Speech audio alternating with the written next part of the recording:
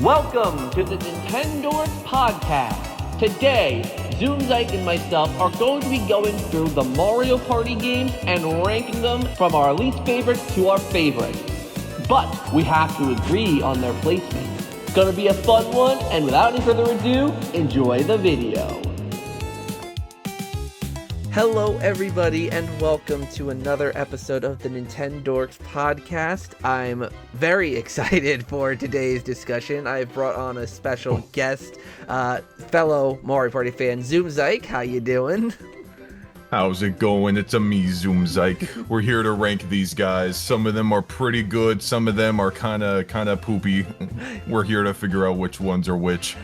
Exactly. So, yeah, today we're ranking Mario Party games, and a disclaimer to everyone watching, we're not ranking every single Mario Party game, so to give you a little insight, we're going to be ranking basically all of the main home console ones, so 1 through 10, as well as the Switch ones, and we're going to be ranking DS as well, since I know there's a lot of DS fans out there.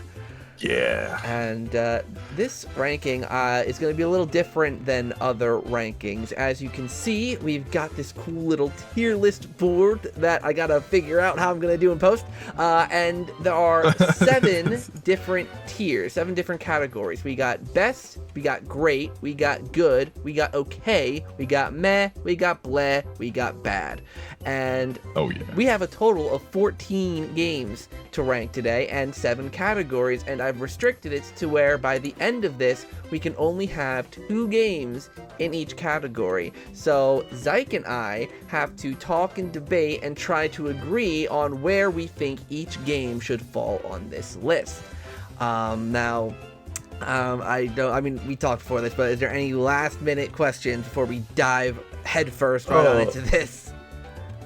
All I know is this is gonna be pain, because we got the categories meh and below, so that means that we gotta put 6 games there, and honestly, I have fun with almost any Mario Party game I play. Even the bad ones I can have a good time with the right group of people. Yeah. I feel like that goes for a lot of things, if you're going through something bad, but especially with Mario Party, if you have a fun group of friends, even the worst Mario Party game can get some enjoyment, so this is gonna be some pain putting some of my babies in the bottom tiers. But no, I'm good to start this. Exactly, and I just want to clarify to everyone as well, Zike and I did not talk about what our favorite Mario Party games are. I don't know what his is, I don't know what, or he doesn't know what mine are, I don't think, so this should be interesting. Yeah, I don't. Okay, and we're gonna go in game order, so we're gonna start with Mario Party 1. What an interesting place to start. What are you thinking first impressions for Mario Party 1? Well, you see, I think it's an interesting place to start, because I think just like it being 1, it should start from the bottom of the tier list at bad. It's gonna be this kind of. This is gonna be rough. Oh, Lord. I think we should start from the bottom and work our way up. Well, you see about that. We got a debate here, my friend. Wow, already starting off strong. You know what? I was gonna say okay, but I'll compromise and put it in bleh for now if you'd like. I don't know if I can put it in the very bottom. Yeah, because we still... Did you want me to talk about any of the others, or do you want me to strictly stick to Mario Party 1 right now? If you want to compare it to the future entries, you can, yeah. Okay, sure. Yeah, I mean... There are a couple other ones, disclaimer to everyone else, of the ones that we are ranking, I have not played 10 yet as of this video, so I'm gonna be trusting Zach's point of view here on that. Right, so I could see a world where maybe 10 goes in there, and maybe another one. I'm okay with compromising on bleh for now. We could talk more about that later once we have more comparisons. For me, it's just... It has the most boards in the series, and that's something that no other game has really done, but it's a shame that all those boards are essentially straight lines. Nobody gets to have any items. There's some really stupid mini games where people just lose a ton of coins for no reason. Some one-player mini games, people basically just win the game by landing on the space. There's just random item stuff, dice blocks that pop up that you could turn off, but it ends up happening for most games. People have those on, and it ends up being really cringe. There's only a couple boards I enjoy playing on. It's an experience. It's the first game. They haven't really found their their groove yet. Like Mario Party 2 and 3 like are the ones that really like shaped the Mario Party people know and love. If you were to take anybody who plays like Mario Party games now and then make them play one, I don't know how much of a fun experience they're actually going to end up having. Yeah, I mean, like the main reason that I wouldn't have wanted to put it in bad is because like the BS of the game does kind of make it a little fun sometimes. Like there are some things about the game, like especially like looking back on it, comparing it to the future entries, it's just such a unique one because yeah, it's rough around the edges, but at the end of the day, it's Mario Party. You're gonna have fun, you're gonna scream at your friends, and you may get some blisters on your hands. But yeah, it's still like it's nowhere near the best. Yeah, no, I'm okay with putting in Bluff for now. I'm okay with that. It does feel like a board game because even when you're moving around the board, the other players turn into pieces. Yeah. You know? And then that's something that surprises some people sometimes who play for the first time. They look at and they're like, oh, like you're just a piece now. You're not even like in Mario Party 2 and onwards, everybody's still like Mario and whatever and like their characters. But in Mario Party 1, they're just a little board piece.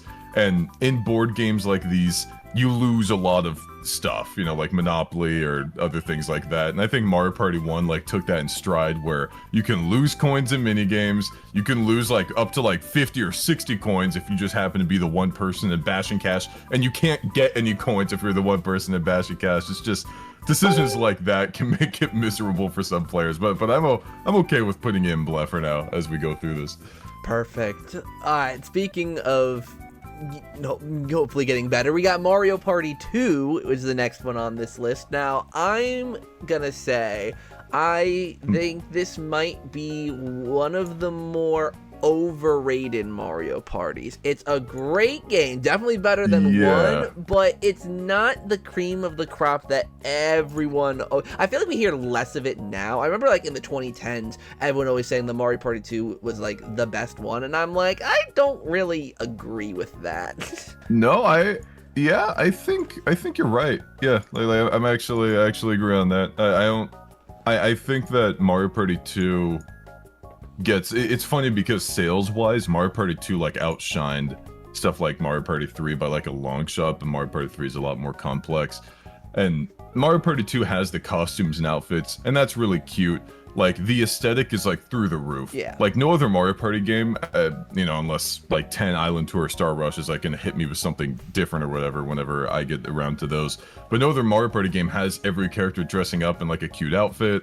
There's like the roleplay segments with Bowser dressed up as like a witch or something, or a magician, or like this pirate, you know? Like, it's cute, you know? And like the whole like storyboard aspect. Because, like, the more recent Mario Parties don't really have a theme to them, you know? Like, Jamboree, the theme is a party, I guess. Yeah, I know, like, the last one to have, like, a theme was probably 8, I'd say, probably. Because 8 had, like, the whole carnival kind of thing. Yeah. Like, 8 was, like, a carnival. Well, DS technically comes afterwards, and they're all, like, mini in that game. So, like, I guess it would be DS. I'm trying to think if, like... Cause 9... Yeah, I don't think that there's a big theme. They just have like little stories. Because I know 9 was like Bowser did something with all the mini stars or something like that. I don't think. Oh, I guess Super Mario Party had like the little carnival thing. But yeah, like it's got its that's the best way to describe this game. It's very charming, but I think it's just a good. Well, that's probably where I'd end up putting it. It's a good Mario Party game. It's solid. I mean, a lot of the mini games are borrowed from 1, but like it works in this game's favor because like it doesn't have a lot of the BS mechanics that 1 had, so it makes them less insufferable. Like Bowl Over, for example, is a pretty good example. Yeah. Oh, but there are so many. It's just because we're doing 2 for each tier here. There's so many ones that are better. Like putting 2 at good, like here's the thing is like I agree. I think 2 is a good game, but like we only get 6 of these games out of freaking 14 to put in good and above. Like, oh my god. That's why I did it. That's why I did it. Like, well, yeah. It's like it pains me to say it, but like I feel like in order to make room for all the other games which are good, I'd have to put 2 in either okay or meh. Even if I think it's like a good game, like And, you know, we can move it too, so I'll put it in okay. We'll put it in okay for now, and we can move it around later if need be. And, like, before we get to, like, the end, like, when we need to have two, we can put more than one if we need to. Or more than two, sorry, in each one and move later. So okay. Just to give us a little more freedom. Yeah, we'll cheat the system. We'll because we have to. Yeah, we'll cheat my own system. Yeah. Okay. So and then we go into Mario Party 3. Like I think this is just the best. Like I really think that it does pretty much everything I want out of a Mario Party game. Like the only part, like, it's the one that introduces holding 3 items. We didn't even mention this in 2, but in Mario Party 2, you can only hold 1 item. Like, moving around the board is a little slow. There's some board mechanics in 2, like the Pirate Land and Space Land, where a certain happening space brings you back to the beginning of the board. There's just, in Mystery Land, getting around, like, it's just frustrating. It feels like they were still kind of trying to figure out how to make fun board design, and 3 is when they figured it out. Like, Chilly Waters, Spiny Desert, Woody Woods, like, these are really fun boards. Being able to hold 3 items and having, like, the most items up until this point in the series, like, more out of 3. There's 2 different shops. There's the reverse mushrooms, special items. Like, there's just so much crap in this game that's, like, so fun, and there's so much strategy. It's, like, the pinnacle, like, of what, like, every Mario Party should, like, try and measure up to for me. Like, I just put it as, like, one of the best, personally. Oh, I concur, but... There's the one problem I have with 3. Because I agree with everything you said, but in my opinion, I think Mario Party 3, and this might be a hot take, has some of the worst mini games in the whole entire series. Yeah, like... They're pretty bad. Like, there's not a mini game that I'm like, oh yeah, that's a classic from Mario Party 3. I know Clark will get at me for not saying Merry-Go-Chomp, but like... Are you saying The Beat Goes On is not a fan favorite? I mean, listen, like, when you're thinking of, like, you know, great... Mario Parties with great mini games, you think of Mario Party 4, right? You think of Mario Party 7. You're not thinking of Mario Party 3 at the end of the day. Yeah, that's probably, like, the one Achilles heel it has. If I could play Mario Party 3 but substitute Mario Party 2 mini games, it'd be like perfect. Yeah. Like I love that. Or, you know, there's even some Mario Party 1 mini games I throw on there. You're not wrong. Like, cause like Mario Party 3 has MPIQ, which is just not played the way that the developers probably intended for people to play it at all. Like, they didn't even get future iterations of that right. Like, The Beat Goes On is a fun, like, meme game. Chip Shot Challenge, the golf one, people just copy whoever did stuff earlier. Like, Awful Tower is truly awful. It's not really fun experience. Like there are some definite stinkers here, which sucks because the board play I think is like S tier. Yeah, like you don't have any more control on your board in this game than you do like in anything else, especially depending on like if you're playing on Spiny Desert and there's like you're about to go on the cactus, like there's like 6 or 7 options you can have at once depending on like what you're considering, and even more if you have the option to use an item, right? You could be in a situation where there's like 14 freaking options you have, like going on like the cactus if you have like a reverse shroom, a mushroom, or gold, you know, all this other stuff, dude. It's crazy. Yeah, but I see what you mean. I'm genuinely shocked that the reverse mushroom has never reappeared. Like, the reverse mushroom is like one of the best items in the whole entire series. And yeah, just I mean, never I'm shocked it hasn't reappeared, but at the same time, I'm also not surprised because of how stupid it was. Like, I guess they could nerf it. Like, they could make it so you don't encounter the same event twice, or I don't know, but it was really fun to play with. I wish it would come back. So for Mario Party 3, I'm willing to put it in great. If you can win me over to put it in best, I'm all ears. I can see a few. I can see a couple on this list going above it. Like I have a few that I feel I contend with that, so I'm okay with it being in great for now. Oh, Clark's gonna be pissed. Yeah, well, he did. He really likes Mario Party 3. He loves Mario Party 3. Oh, it's just, oh man, like the mini games do bring it down, but yeah, we can move on. Yeah. To Mario Party 4, which I will also say, I also think is an overrated one. I'm pretty open about this. I do not really like this game all that much. Yeah. Like, I think it has the opposite problem 3 has, where like from what you said, where like a lot of people like its mini games. Yeah. But I think the board play is just flat out not fun. I don't think it's an enjoyable experience. Like, for starters, the items in the game are so mushroom centric that, and there's so many spaces with mushrooms that your inventory is just filled with these guys, and you're skipping events because you're mega, you're rolling too low for mini because you're trying to get to these cool events, but mini halves your dice block. There's like some boards just have infuriating design. Toad's Midway Madness has these stupid teacups at the very beginning where like unless somebody like luckily lands in a happening space, one person is always going to be stuck in that starting section for multiple turns in a row on these dumb little teacups. Goomba's Greedy Gala has you separated into 4 different sections where you have to pay to actually go where you want to go. Like, it's just... Koopa's Seaside, like, I think it's Soiree. Yeah, Soiree. Right? That board, that board made me fall you're asleep. doing 50-50s to go where you want to go. Bowser's Gnarly Party, like, when multiple players go on a path, then it switches. It's like, you can't even freaking choose where you want to go. Boo's like in Mario Bash, Party 4. same thing with the bridges, the ghost bridges. Yes, the ghost bridges, like the only board in this game where there's an actual junction where you can decide where you want to go is like Shy Guy's Jungle Jam. That's it. Everything. It's like. Well, then there's even the waterfall. There's even the waterfall that can split the board in half. Freaking waterfall. It's like this game is just the king of not letting you choose where you want to go at a junction. It's either a 50-50, you're forced to go that direction, or you have to wait till somebody else goes, or there's a happening to activate the junctions. They just did not want to let you choose where you want to go, and I find it so frustrating to play.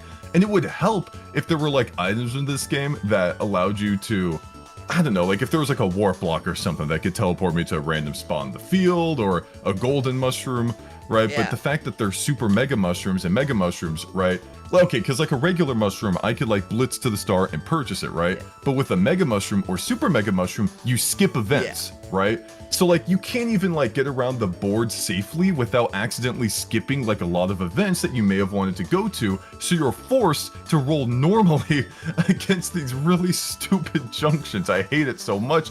Not to mention, I think the boards just look ugly. Oh, they're hideous. I don't even think they look good artistically. It's literally just like gray yeah. platforms over like a JPEG of an actual like environment. It's like if they made the boards like more, and I get it, it's the first of the GameCube entries and then they're trying to figure out the power or whatever, but like they just look so bad. No other Mario Party game looks like it. None of them look like it. Mario Party 1, like, yeah, again, it's just an image with like spaces on it. I get it. But when you're actually playing it like on an N64, it looks good. You know, you're playing it on a small screen. It looks nice, you know. Like you look like you're on like the clouds when you're playing in Mario's Rainbow Castle. In Mario Party 2 Western Land, it looks, you know, you're fun. Like you're walking around on these things. Sure, it's not super complicated what you're walking on, like a bridge in Pirate Land. And then every other Mario Party game, literally every other one, you're actually walking on the board. But Mario Party 4, for whatever reason, you know, they're still trying to figure things out. You're walking on these metal, like, spaces. The most you get, like, is, like, Toad's Midway Madness. You're, like, walking on, like, the roller coaster track a little bit. Yeah. I guess. Still looks and bad. like that's kind of it. Like you don't really, there's not really much else. You're just walking on metal. So it's not even like charming for like from like an artistic standpoint. It doesn't really hit me with that. Its minigames are good. Yeah. Yeah, it has good minigames. Like Bookswarm's a classic. Domination, being able to see literally how many buttons that you hit. Yeah, it's pretty cool. Like is pretty cool. Like that's awesome. Yeah. You know, I don't think it's the best in the series. Like Dungeon Duos is still fun, and there's Bowser's Bigger Blast and Trace Race, but you know, they're still fun. Yeah, I mean, I think like something a minor nitpick about Mario Party 4 as well, like with the party mode, and this is the stupidest nitpick, but when you land on Bowser's bases, you barely even get actually Bowser. It's just Koopa Kid that comes down and like takes a couple coins, and like that's always it. Yes, it's not even like. Yeah, you don't even really get a big Bowser experience. Its chance time sucks. Yeah. Like Mario Party 1, 2, and 3 had chance time. I forgot about that. Yeah, because it's pinball. Like, it's the pinball thing, pachinko thing. Yeah. And people made fun of me for it. It's like, oh, you know, ZoomZike when chance time is actually chance time. And I'm like, okay, I get it. All right, look. Like, if it's chance time, maybe it should be luck-based or whatever. But part of the fun of chance time was that there was actually a little bit of control, and then the third dice block's just going crazy, and it's like, okay, all right, and maybe this is where the actual chance time takes place.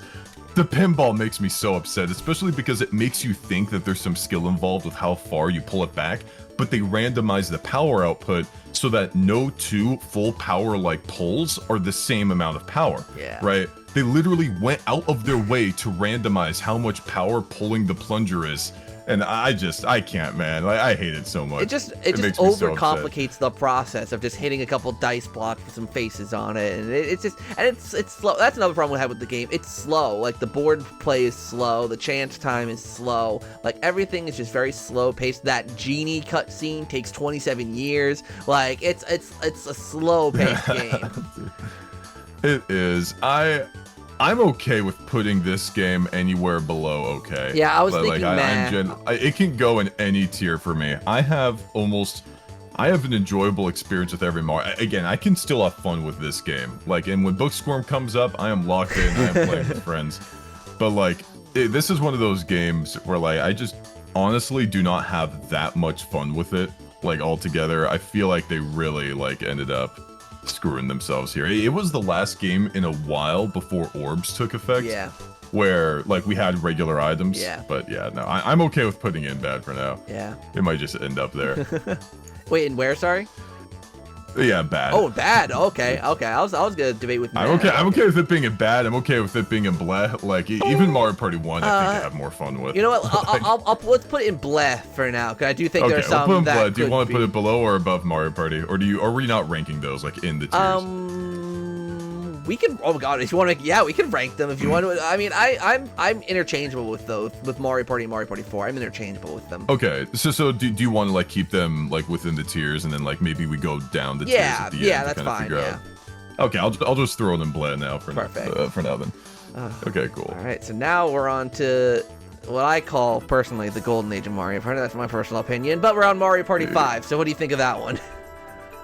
Mario Party, oh man, Mario Party 5 is really interesting because I think it's aesthetically the most beautiful Mario Party. I agree. I think like out of all the ones in the series, like just its art, I love its soundtrack, I love the animations, like I think just everything just fits so well. I love Paper Mario, so the fact that they actually went out of their way to make the Star Spirits the hosts of all the different modes, I think that was sick. Like whoever at Nintendo was like, hey, what if we just, and it wasn't even, normally when they do something like that, it's within the same console generation. Yeah. Like they'll take something within the GameCube, but they went back like out of their way.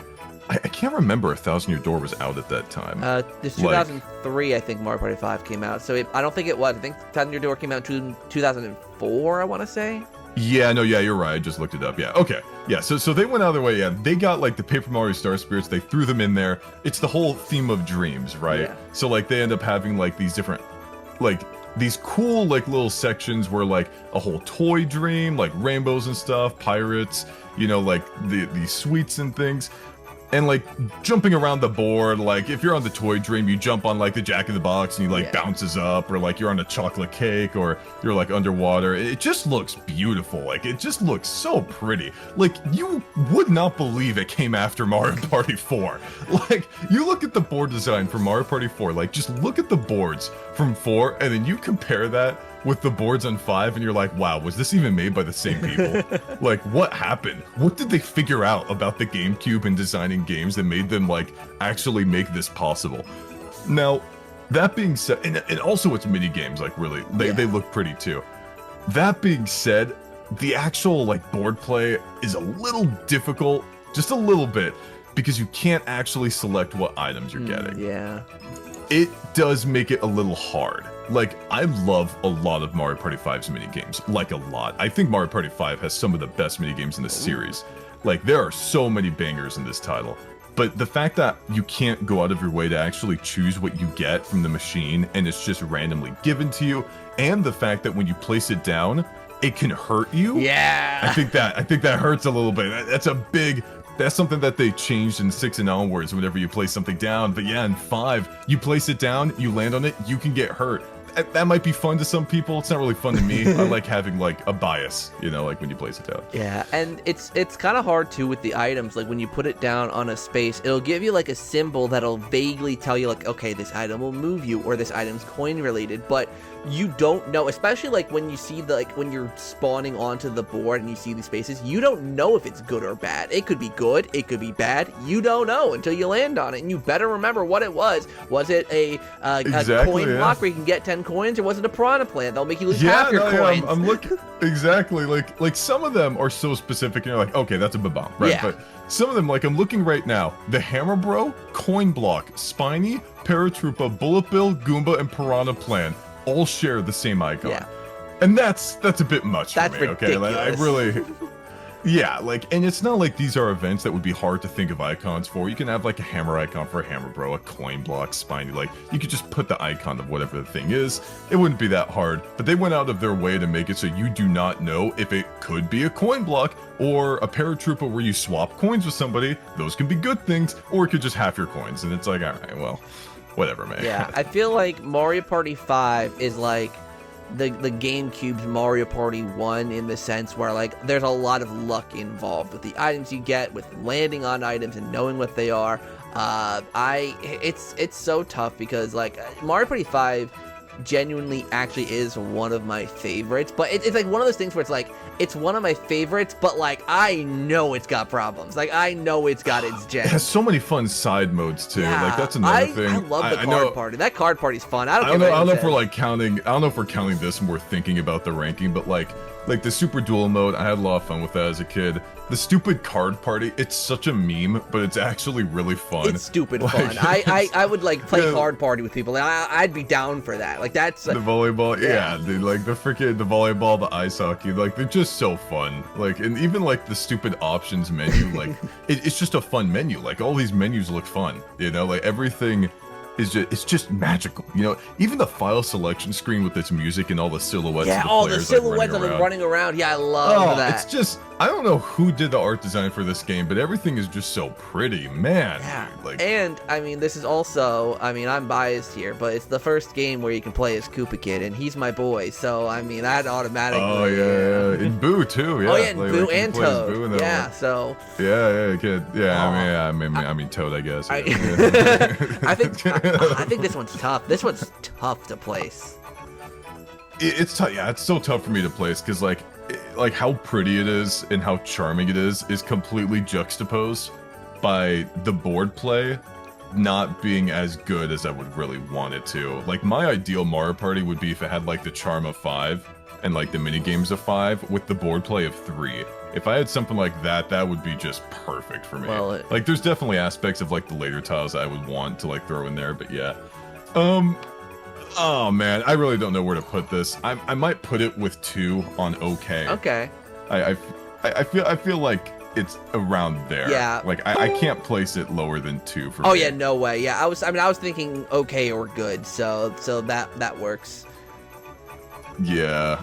Which sucks because I really like this game a lot. I want to put it so much higher, but it will we'll if anything, maybe negotiations will happen later on. Maybe we'll see. Yeah. Okay, next up we got Mario Party 6. Okay, let me. Okay, I freaking love this game. In my opinion, it's the best one. It does what you just said. In my opinion, it has. Okay, good. All right, yeah, all right. I think we're on the same page. I think we'll agree on this then, because this is one that I think is contender for best as well. Okay. Like yeah. This one's just great. Like I think they hit their stride with this. Yeah. And like I don't know if like 7 improved it improved upon like some aspects of it. But that being like maybe like Snowflake Lake is a bit of a pain, right? Yeah. But other than that, all these boards are really fun. Like Towering Treetop is fun to play, and Egad's Garage is like contender for like one of my favorite boards in the entire series. Like Fair Square can get really memey and stuff if you're playing like casually with people, but if you're playing with people who know what they're doing, it could be a fun competition. But if you're playing with people that do not know what they're doing, you're gonna end up with 50 stars, they're gonna have like 12, and that's it. Yeah, that's just gonna be it. Yeah. But if everybody's like playing competitively and they've played Mario Party before, they're gonna know what's up, they're gonna know to save their coins, and you know. Like Castaway Bay, I had a recent game with friends on that. Even that's pretty fun. Clockwork Castle is so unique. That's a classic. With its design. That's an absolute classic. Yeah, like all the art of this is fun. Even like the solo mode, like there's like a solo mode with like 3 boards where it's just like you alone. Even that was kind of fun. Yeah, I mean, I was gonna say like that's like the one technically weak point of Mario Party 6 is that most of these games do have a kind of fleshed out single player mode. Not all of them, of course, but most of them, in this one kind of doesn't. It just has 3 little solo boards. But I mean, everything else in this game just makes up for that fact. I mean, like literally, I think this is the only Mario Party where like I will literally happily play any of the boards, even Castaway Bay, which isn't my favorite. It's still like I'm still down to play that one if requested. Like, I mean, Towering Treetop is my favorite board of all time, just because I love how simple it is, but it's also just so fun. Oh yeah, you get used to the game. You could literally take someone who's never played Mario Party before, play them on Towering Treetop, and then they'll pick it up and understand. Or if people know how to play Mario Party, you put them on Fair Square or Clockwork Castle and like just let chaos. Oh, exactly. Yeah, because Clockwork Castle is more complicated, and like for a newbie, it's going to be a little difficult to understand. Like, oh yeah, like DK will sometimes move to a different space if you go to him, but he won't move if he comes to you. Like, it's little things like that that are really important to understand, that they also share the same amount. Like, you have to understand the gimmick, like, of the game in order to play well in Clockwork Castle. Because if you don't understand that DK is going to turn into Bowser next turn, then you might end up getting screwed. You have to pay attention to the warp pipes. You have to pay attention to items everybody has. Oh, it's just so much fun, like playing on that board and all these other ones. Yeah. Like, not to mention, like, the nighttime gimmick is great. Oh my like, god. The way that the boards switch, like, Snowflake Lake can get pretty cringe in certain like scenarios where you're stuck in the outer ring. For casual play, it's pretty miserable experience for a lot of players. But like, if you know, again, if you're aware of it, it ends up being like a lot better. Yeah. But like the mini games having different variations based on whether it's daytime or nighttime is just awesome. Yeah, like, and even if there's not a variation, like mechanically, artistically, it ends up changing.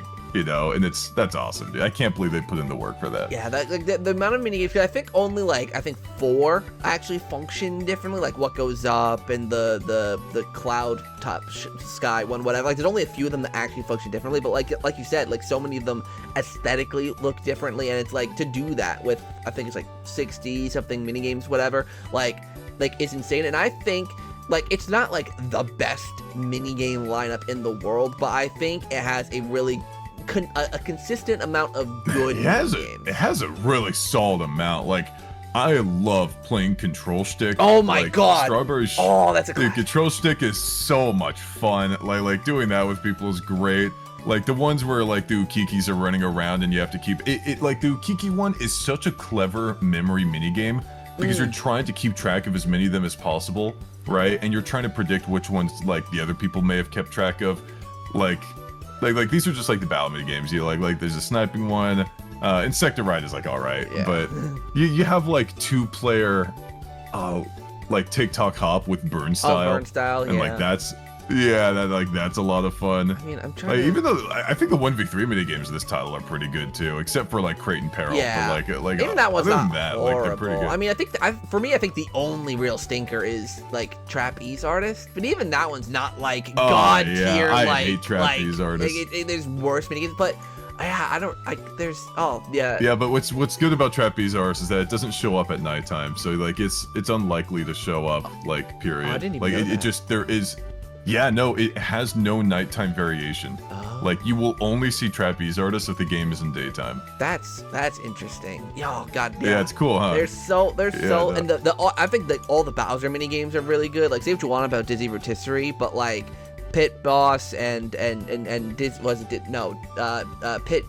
Boss and the other Bowser one. Shoot, I remember that. Yeah, Dark and Crispy, when he's like running around. No, yeah, Dizzy Rotisserie, yeah, that is it's it's probably the worst Bowser minigame. If they had just like made it so that every time you play it, the controls are different, like that would have been way yeah, better. and then maybe have one of the statues spin around with fire after a little bit, you know, like just something, man. Like, what the? Yeah, and come on, and there's a mini game in Mario Party. I know we're going on blah blah blah, but it's just such a good one.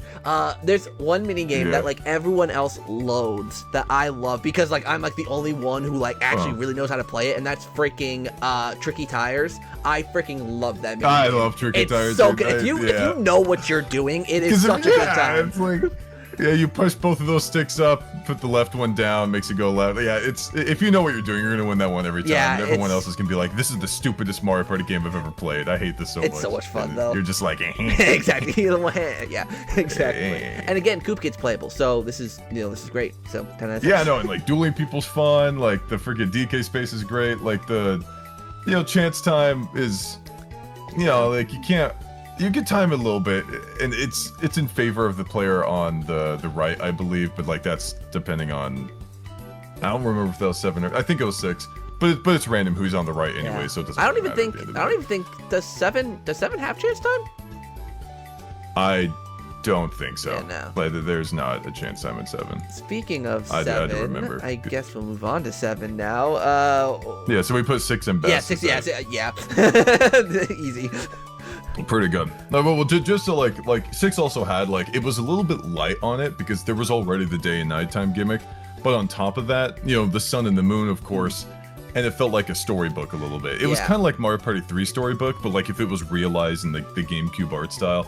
So I like that part. And you can buy the pages too, which I thought was really cool. And that's actually another thing I really liked about this game is that I know Mario Party 7 did this as well, but you get points for playing the game, and there's so much stuff that you can buy in that star bank where you can get obviously Toadette, you can get pages to the storybook to complete it, you can get Clockwork Castle and the master. Yeah. There's so much that you can get. It gives you a lot of good reason to actually go in and play, and you get quite a few stars from that single player mode as well, so it's just a great time. Oh yeah, it's great. I freaking love it. Glad we're in agreement on that one. We have 7. Yeah, then we have 7. I think this is gonna be, at least for me, another hard one to rank, because this one's really? It's got its strengths, but it's got its weaknesses too. All right, hit me with it. Okay, so Mario Party 7, I mean, what it does great is that it takes a lot of what Mario Party 6 does and just keeps it going. Like the orbs, obviously. The character-specific orbs I really like in this game as well. The boards, while not as good, I think in general are pretty good. The mini-games are some of the best, in my opinion, Mario Party 7. But there's little things. Like we said, getting rid of chance time. Little things. Getting rid of chance time. The duel thing where you don't know what you're dueling for, and it's random what you get. Yeah, I really hate that about 7. That was a stupid thing. Don't know why they did that. If I'm dueling somebody and I put in the effort to win, I should not see a roulette that says I win nothing at the end of the day. Yeah.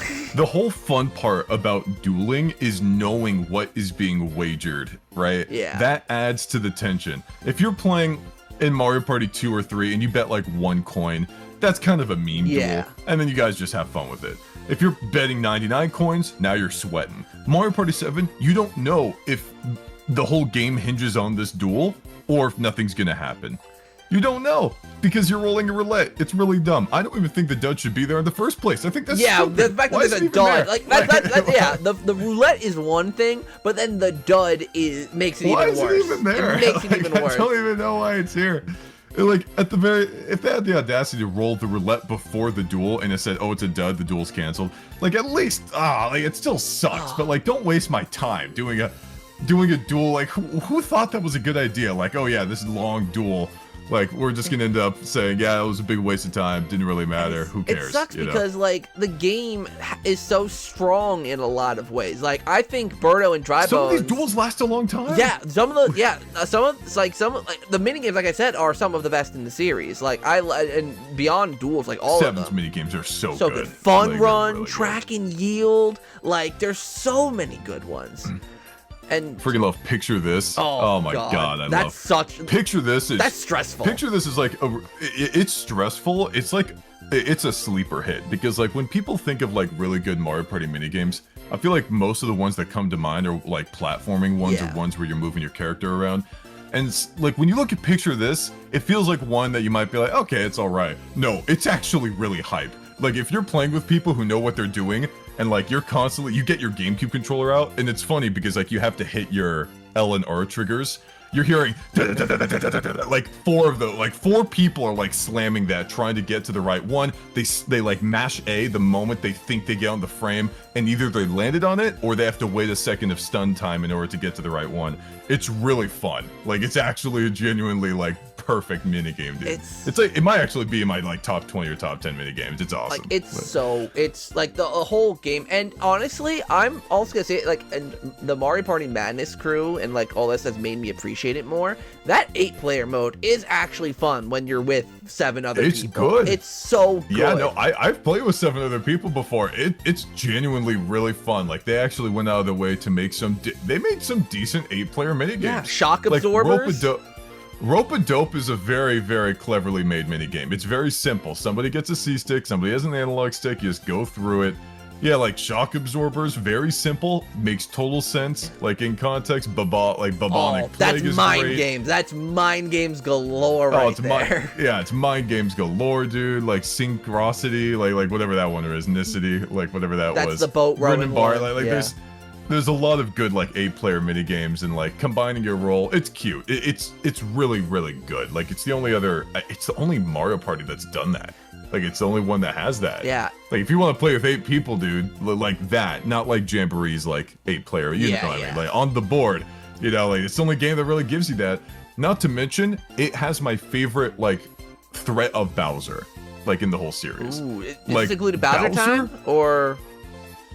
What's up? Is this including Bowser time? Like, did you like Bowser time, or do you mean just like his presence in the game? His presence in the game is genuinely scary. Like Bowser time has its own. Depending on the board, Bowser time can be terrifying, right? Because, like, if you're playing on, I don't know, like if you're playing on Grand Canal, Bowser time adds like. How many bridges are there? Like 3? I think it adds like 9 Bowser spaces onto the board. Like 9 of these guys just plop right onto the board, and like. You might go in there and he might say, okay, all of your coins, everybody loses a star. It's like, that's crazy. Like playing a Bowser minigame, not just a regular one, but a multiplayer Bowser minigame. So stressful. Where if you lose, right, you lose a star, that's huge. Yeah. It's like actually huge. This is not a Mario Party game where you play on fair square. With fair square, for example, like you can, I don't know, you'll like... have like a bunch of stars. Losing a star doesn't really matter, right? Remember, this has like Pagoda Peak, right? And like getting a bunch of stars can be difficult on Pagoda Peak. Yeah. This has stuff like Neon Heights. Getting a bunch of stars in Neon Heights is kind of hard. This has Grand Canal where it's a bit large, you know, you're trying to move around. Like there's no one board where you have a huge high star count. So to have it so Bowser can take a star from everybody who loses the minigame, not to mention said minigames, everybody is on the same obstacle course. It's just, and they're hard. It's very That's sweaty. the thing. They're hard it's too. It's difficult. Like if you were to just like make me boot up for $1 million and go through one of those without any other player, like I'm probably not going to lose, but I'm not gonna be like. It's not Dizzy Rotisserie. Yeah, no, Thunderwall especially is freaking Thunderwall can be stressful. hard. You can get some setups there where the Koopa Kids come at you with 3, and if there's 3 other players, you might die. Yeah. Like you just it might be over. Yeah. And it was really smart setup. Like everything is there with the fact that stars are worth a lot. You can lose a star, and they could have made it so these multiplayer Bowser minigames where everybody goes in their solo obstacle course, or everybody, like Mario Party, I think 5, for example, had some Bowser minigames where you just hit a bunch of buttons in a row, then you escape, right? Yeah. But with these ones, they purposely made it so every one of them is an obstacle course, and you can body block or jump on all their heads. And like that's just targeting potential is great. He's scary. Yeah. Like actually landing on Bowser is scary in this even game. The Bowser times or the Bowser times too. Like they like on Neon Heights, he can steal a star from a player. On Bowser's Enchanted Inferno, an island will sink. I think it takes half your coins if you're on the island that he sinks. Yeah. Like, it's like, he does some freaking and like damage. Windmillville, he could just destroy the 3-star windmill and then minus 3 stars from somebody. It doesn't even matter. He can oh yeah, well, Windmillville, that's the one weakness of Mario Party 7. But I agree. But even still, every game has looking at it, board. I think Windmillville's the weakest board, maybe followed by like Pyramid Park. Yeah. Like that's. But you know, I mean, every game has its weak boards, you know. It does. Yeah, it does. I mean, and like you mentioned the character orbs like at the beginning there. I do love how there's character orbs. Yeah. I think that's awesome. And they're pretty suited to the everyone characters getting too. their own thing. So. Yeah, they're pretty suited. Like, there's not many of them that I think are weak. I think the vacuum orb from Wario and Waluigi could be a lot better. Yeah. But every other one is pretty generally good. Maybe the fireball orb could be a little better. But yeah. Like the orbs are really fun to play with. They don't hurt you when you land on it like it was in Mario Party 5. So, a lot of fun to be had in this. Just couple the boards don't really hit the same. I love Pagoda Peak, like and the soundtrack for this game. I love the soundtrack. Oh, soundtrack's so good. Yeah. Where do you think you want to put it? That's the question. I mean, I'm thinking good. Oh man, I'm thinking good, maybe. Okay. Yeah. I'm okay with it being a good for now. Like, yeah. I like the game a lot. Like, but we can keep but like even like the vacation aesthetic. Yeah. I thought it was Toadsworth cool. It's being so the host chill. is pretty cool. Yeah, dude, they've killed that guy, dude. Like Toadsworth is just not around anymore for whatever reason. It makes me sad. Yeah. Okay. Oh.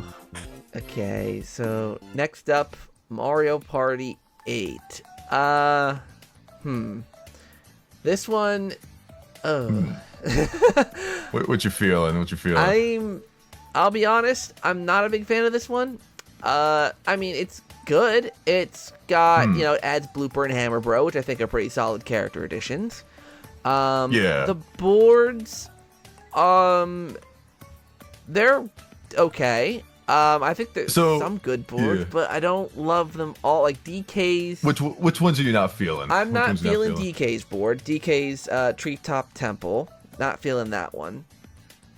How come? It's just.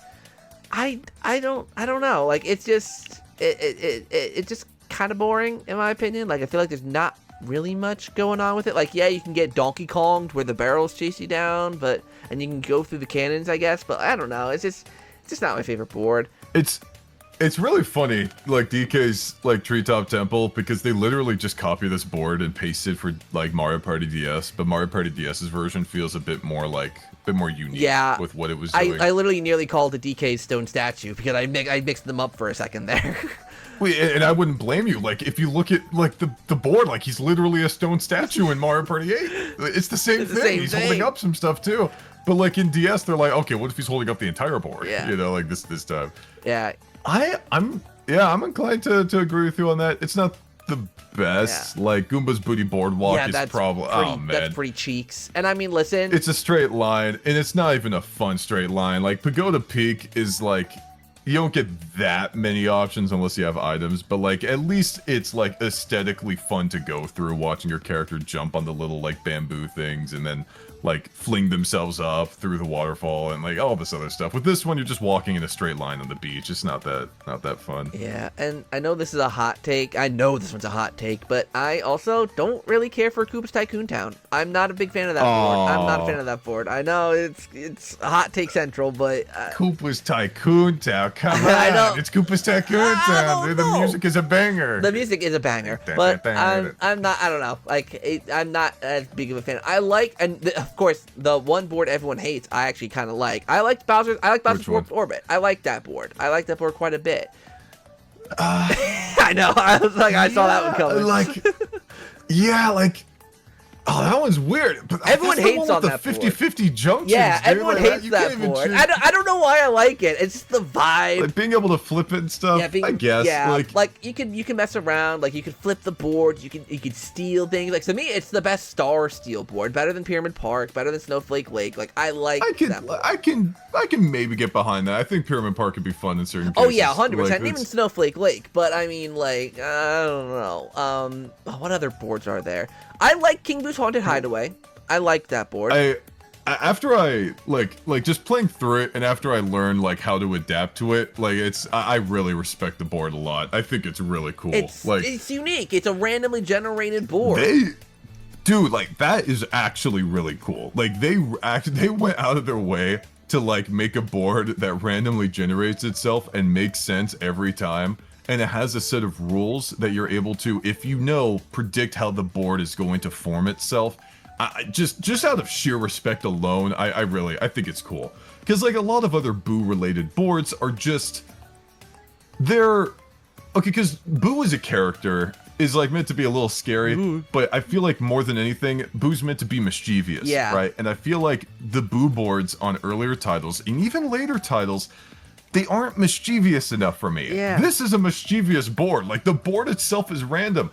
I cannot like go into this with the same expectations of a regular board, like with like a casual player, for example. Like we're gonna be on the same page is what I'm trying to say. They're gonna learn about the board like the same way I will on what spaces there's gonna be. Sure, I might be able to predict which way like the board might turn out, but like at the end of the day, I'm not gonna know that if I roll a 2, I'm gonna land on like the lucky space or land on DK. I have no clue, dude. Like we're both figuring it out together. I think it's awesome. I think it's my favorite board in the game there. Yeah, it's got its strengths, but I think one of the biggest weaknesses, Mario Party 8 minigames suck. They suck. Yeah, like the Mario Party 8. They suck. Is it because of motion controls? It's motion controls, but like even all the games that have motion controls, they just waggle. The chomp wash, waggle. Shake it up. You do questionable motions with your Wiimote. Like Shake it up's hilarious. It's hilarious, but it's so bad. At the end of the day, even if unintentional, at the end of the day, Mario Party is a party game, and Shake It Up makes me and my friends laugh a lot. It makes everybody laugh. If Mario Party as a party game can do its job of making people laugh and have fun, I think it's a successful minigame. Right? Yeah, but like, then even you if get it's treacherous tightrope, which is like. No, that's not. You're right. Flip the chimp, treacherous tightrope. Like it's all like it's rudder madness. In the nick of time, that clock minigame. That one sucks. That one really sucks. Yeah, some of these, you're not wrong. Like the more I'm looking at these, I'm looking at them right now. Like, even the really good ones are just basically Wii-ified versions of other ones, like Cut from the Team, like Bowser's Big Blast. Even Shake It Up is like basically your button masher just with shaking. Like they all take ideas from the good mini games and just made them into a Wii mini game. Yeah, I like Thrash and Crash. I think that's kind of a fun 1v3. Which one's that? Where, like you activate that's the one where 3 of them are on skateboards moving upwards, and the other one is activating obstacles at like certain times. But except for the fact that if somebody just stays at the top the entire time and reacts, it won't really matter. But yeah. The minigames aren't the best. I'm not gonna, and like the item spread could be a little bit better. Yeah. Like there's not as much fun stuff to deal with. I still like the game a lot. You never get like, I never see like the bit size candy or like the Weeglies. Like those, at least whenever I play, they never show up. Yeah, it's a bit on the rougher side. I definitely give it that. Like I have an okay time at Treetop Temple. The Goomba's Booty Boardwalk is just an unfun, like, straight line. Love the Hideaway. I said Polar Express. The Perplex Express. Yeah. The Perplex Express. Yeah, the Polar Express, too. Yeah, we're just going with the Polar Express. Perplex Express, I like the aesthetic of. I love like train theme stuff, right? So the aesthetic kind of carries it for me. I do like Koopa's Tycoon Town, and Warp Orbit is like all right for me. So I guess for me, like 3 out of the 6 boards, I like genuinely enjoy. Yeah. So that's kind of where I'm at. So the question is, where do we put it? Because now everything's starting to fill up a little bit. Are you feeling like it's meh? I was thinking meh personally. Yeah, I'd probably, because like I'm looking at like what we got right now. Like, yeah, I don't know if I can say I enjoy 8 more than 5. I can't really say that. Like 5 just. I also, like, this is just an aside thing. I just think 5 looks way prettier than 8. Like, just way prettier than 8. I feel like went for like a almost realistic art style in a lot of aspects. Well, part of the problem, and I don't know if it was confirmed or not, but one of the issues with 8 that I find a little bit annoying is it's 4x3, 16x9 stuff. Yeah. Where like sometimes the games in 4x3 and sometimes it's in 16:9. I think the board plays in 4:3, and then everything else is 16:9. Yeah, that sounds about Something right. like that. And people are saying that it's because it was designed as a GameCube game first, and then Wii afterwards. Like they quickly put it on the Wii. I don't know what like value or truth there is to that, but all I know is artistically, it doesn't look the best to me. Like 9 looks way prettier. Yeah. Like, Oh yeah, way 9. prettier. 9's art style is like way. But though I will admit, I do like the design of the host. I think MC Ballyhoo. What Ballyhoo? Yeah. It's like one of the best. Maybe we could put in meh. Yeah. It can be a meh. That's kind of what I'm thinking. I don't think it's enough for me going bleh. Yeah, no. Like 4. Because it has good parts to it and stuff. Not that 4 doesn't, but like... Yeah, like, I mean, 4's strengths is the is. mini games and just the mini games, in my opinion. And then 8 has, like, some strengths in each area. Like, there are some good mini games. There are some good boards. Like, you know, there are really decent parts about the character selection, and 8 is top tier. So... Yeah. Alright, so now we're on to Now we got Mario. DS. Oh, I guess we'll do DS. Let me move that up. Right. DS. This one... Yeah, this is the most recent one that I'm familiar with. So this one's like really fresh in my brain. I've played a lot of boards of this recently. Yeah, so yeah, what are because you feeling? just did your identifying luck on it not too long ago. Yeah, this is the latest one I have. So this is like the 9th one I've done, right? And the next one's 9, and so on and so forth. But yeah, this is the freshest one in my brain. Yeah, I like DS for what it is. I don't think like because the hard thing is.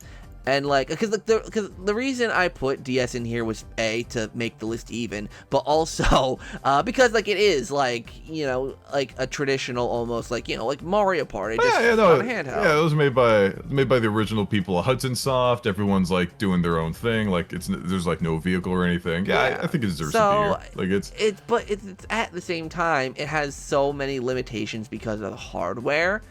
That, like, I understand why, like, you know, for instance, the character roster got cut, like, into a third of its size, and, you know, the boards aren't as big and grand as some of the previous games. But I like it for what it is. I don't think it's a great game. There are great things about it, but, like, you know, the boards... again, I feel like they kind of suffer from, like, what Mario Party 8... Like, I think...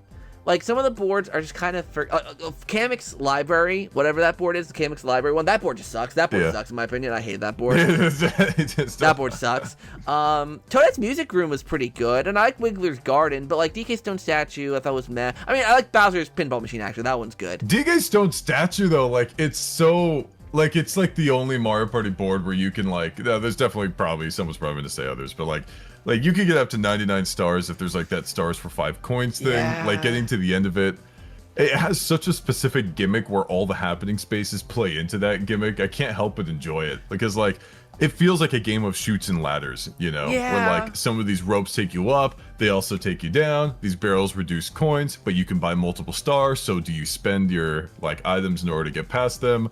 I like Bowser's Pinball Machine, too. Bowser's Pinball Machine is probably my favorite board from that game. The Bowser Zone is really funny. Dude, the Bowser Zone's hilarious. So seeing you slide down it, because you have the chance to go into that little star zone, but, like, most of the time you're going to end up in that stupid Bowser Zone, and it's like, yeah, and the fact that, like, the gimmick of this game being that they're all small, I think it plays into it pretty well. Like, it being, like, a tiny, like, miniature garden, or all these instruments being huge. Or the fact that, in this case, DK is his regular size, but to him, you're huge, right? Like, I think that's really cool. Or just the fact that you're playing a little pinball machine. Like, you can't really do that in any other Mario Party without them finding an excuse to make you small, you know? And all the minigames, too. Like, almost all of the minigames play into the fact that you are tiny. Yeah, there's some really really ones. cool. I like the one, like, the vacuuming one, where you're like jumping all, like you gotta avoid all the, like, you know, the things that are like, there's like a film reel and like buttons and everything coming at you. I forget the name of it, but classic. Like, the other Mario Parties with their gimmick will find a way to include that on the boards, but Mario Party DS includes its gimmick on everything. Like, 6 will have daytime and nighttime. Frankly, that's kind of an easy gimmick to, like, base something around. Anything. You could add that gimmick to Mario Party DS, and nothing would change that much, right? But Mario Party DS, like, mini-fied everybody, and then was like, okay, now let's have it, like, let's have everything be in relation to the fact that they are small. Like, Call of the Goomba Like the Goombas are like larger than you. You're blowing out like these tiny candles.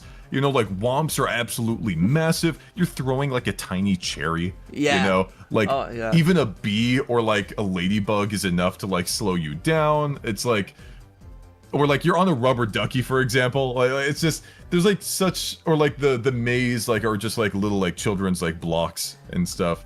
Like every single minigame is based around the fact that you are small, and I don't think that there's really any big stinkers for minigames in this one. Yeah, no, I think the only minigame related problem I have, and this is actually a problem that 8 had as well, is that the dual minigames are just 4-player minigames just made into dual minigames. See, that's the problem, and I think that comes from what you were saying earlier, like maybe there was like a limitation problem. I'm not exactly sure.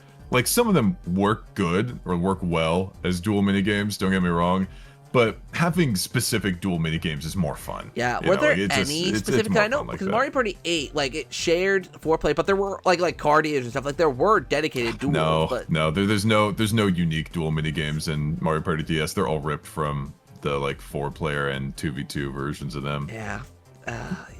So it's even worse than Mario Party 8. Yeah. For like when it comes to that, because like Mario Party 8 at least had like you were saying the card eaters one, but in DS here it's just they're all ripped from that. They just made them 2-player versions of it, so it didn't really. That is a weak point. But at least it has the audacity, because when you do happen to duel, it's not like you can't choose what you're dueling for, which sucks. But unlike 7, at least it has the audacity to roll the roulette before you duel, so you know what you're about to lose. But yeah, I think it's a pretty fun. I think it's a pretty fun game. It's not like my favorite, but I grew a lot of appreciation for it after like I learned more about it and the way its mechanics work. The hexes are kind of interesting. Yeah, I wish there were more. I wish there was more variety in them. They are really good. They split the items in hexes, and this is the game where you can buy multiple things at an item shop. Yeah, but they're so cheap, and like that makes it's so cheap to buy items. That's It is cheap, yeah. Like it's like what, like 3 coins for like a custom block or something like that, or something. Yeah, like the double dice. It makes items really powerful because the boards are already really small, and the fact you can get multiple like mushrooms essentially.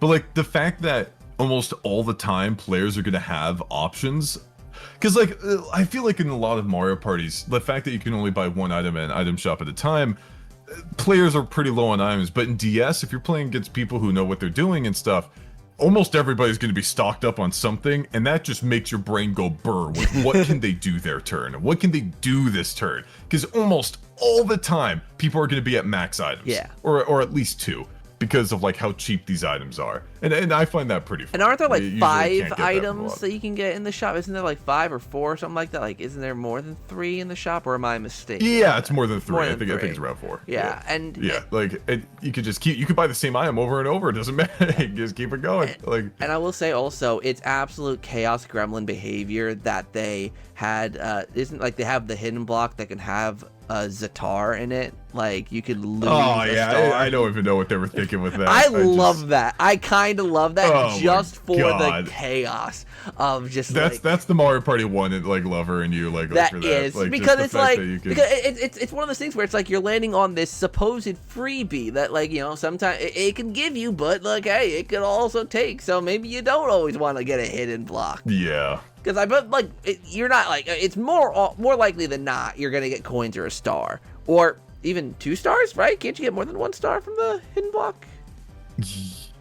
Yes, you can. Like, yeah, you have a chance of getting a star block, which can get you 1, 2, or 3. You kind of roll for that. So it could be crazy. It could be like that one's really rare to get specifically, but it could get pretty like nasty. Okay, so what I'm thinking for this game is I'm thinking, should we put it in okay for now and then work out that okay section later? What? Oh yeah, because we have 5 and 2 there. Yeah, we have 5 and 2 there. Dude, I think it's good, but like if you want to put in okay and work that out, we can. Yeah, let's put it there and we'll work that section out later. We'll clean that up. Okay, all right, we'll put it in okay. I don't know if I can put that above 5. 2 maybe, but 5, we'll talk about that. All right, Mario Party 9. So I'll be honest, like I've played Mario Party 9 and 10 quite a bit. But, like, I dislike them so much that I try to not play them much. So, like, I'm not going to claim that I'm an expert on 9 and 10, but I know them both enough to give general thoughts. Yeah. 9 just kind of sucks. I don't like it. And look, I know people are like, oh, you just don't like it that they're trying something new. No, I love when Mario Party tries something new. That's why I love 6 so much. But it's not even that they're trying something new. They just changed the whole entire formula, and there's not a single part of it I find redeeming. I don't like being with my people. I don't like them controlling how I move. Like, I don't like that. Like, I literally, the last Mario Party 9 match I played, we were on I was playing with, some of the Madness crew, and we were, I forget what board it was, but literally, like, my opponents put me in a position where I only had bad spaces in front of me. I'm like, I know Mario Party is about luck and being screwed over, but like, there was nothing I could do but besides take it up the butt, because there was like literally nothing I could do because everyone else put me in that position. Like, there are good mini games in there, but like, for me, you need, like with Mario Party 4, and why I put Mario Party 4 so low as well, because Mario Party 4, it has its good moments, but you need both good mini games and good board play. You need that mix. And Mario Party 9 does have good mini games, but the board play, I just hate it. Like, I'd say put it in bad, to be honest. Like, for Mario Party 9. Oh yeah, like so like I'm currently working on like Mario Party 9 right now, and I've gotten like really far with it. It's definitely a game because like I played on stream like completely like my first time and everything. I had a pretty fun experience like just playing against CPUs. I haven't played it with like real people yet, but when I was going through it myself, like kind of theory crafting and like seeing other people play it, seeing what strategies they employ, what works on like real players, it's not that much, okay? Like, granted, it's a little more complex than people give it credit for. Yeah. Like, you have a tiny bit more control, but I do think you're overall right that there is like a big part of the game that's just out of your hands. It just is.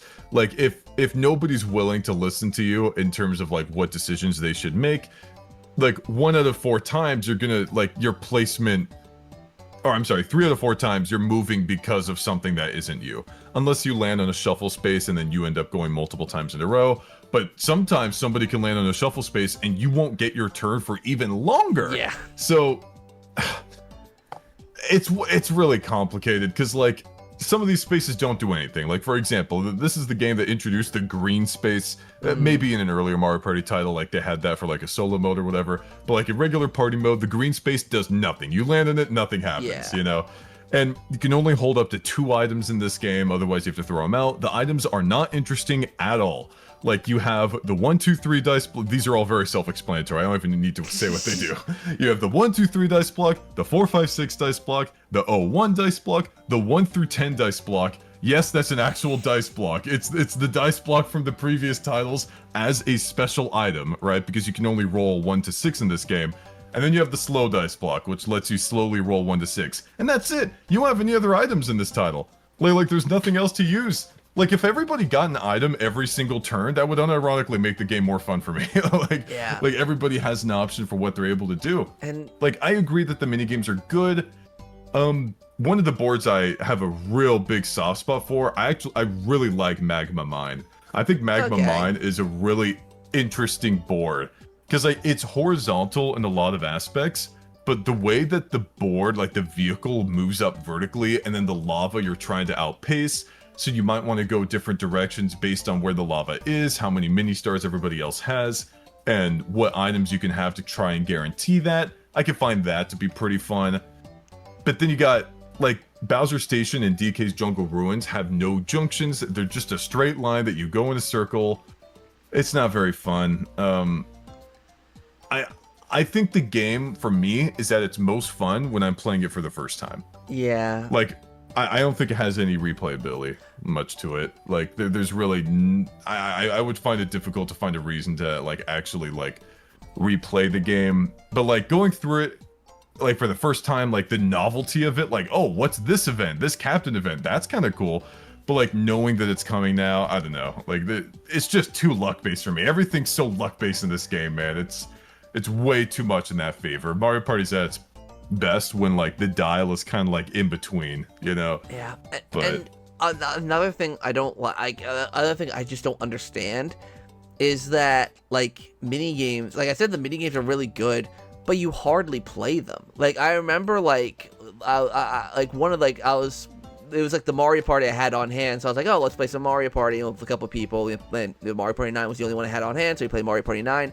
And I kid you not, like, we barely played any mini games because, like, you don't have the mini games after each turn. You don't have that. Say you have to land on spaces or like do like the boss mini game, and it's like you barely. Oh, that's the thing. Yeah. Mario Party 9 is unique in that, like, after like everyone takes their turn, you don't have that whole minigame coming up because sometimes the turns can get shuffled around. Like you have to actually land on a minigame space. So players can avoid landing on the minigames. And although like the blue space, okay, this is just a gripe with me. That blue space not giving you coins irks me so bad. I know there's no coins in this. You can't take a space that for like 9 iterations had a set function in your series. You can't just take a basic space like that has functioned the exact same way for 9 iterations and then make it do a different thing. You just can't. Like, it doesn't even, if it gave you like 3 mini stars, okay, fine, or 5 or whatever, right? It gives you an item. And sometimes a minigame pops out. It's like, that's a totally different thing. You can't do that, you know? Like, it should be a different color, like purple or something. I don't know. Like a different color. Or have like a symbol on it that like says like, or oh, this does something. Well, especially when you have a green space that does nothing. It's like, well, what does a blue space do if a green space does nothing? Like, because at least with like, it's very, like, when you look at like Mario Party, it's very simple. Like, you see the blue spaces, that gives you 3 coins. Red spaces takes away 3 coins. And those are the only 2 solid colored, no symbols on them spaces. Like, they are the ones that don't really do much besides give you some coins. Here, it's like, oh, well, this blank, colored space will give you an item or start a mini game or whatever. It's like, I don't know. It's just too inconsistent, and I don't know.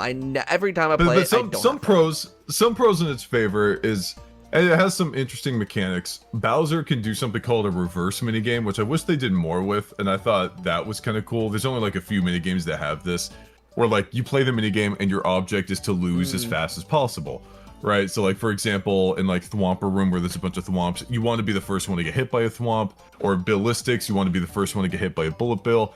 I think reverse minigames as a concept is really fun. I wish there were more examples of that. The boss minigames, I think, are generally decent. They're pretty good. There's that one, I remember we were playing, there's that one Womp one that I thought was freaking hilarious because Clark never got lucky enough to actually be able to. That one's pretty mind gamey. I like that one. That was pretty fun. Like the boss games are good because you get points and then like you get the mini stars from it. Soundtracks in there are pretty good. And one thing I don't like as much are like the Bowser Jr. spaces. Yeah. That is a little weird because like only 2 people can play them, so everybody else has to kind of watch.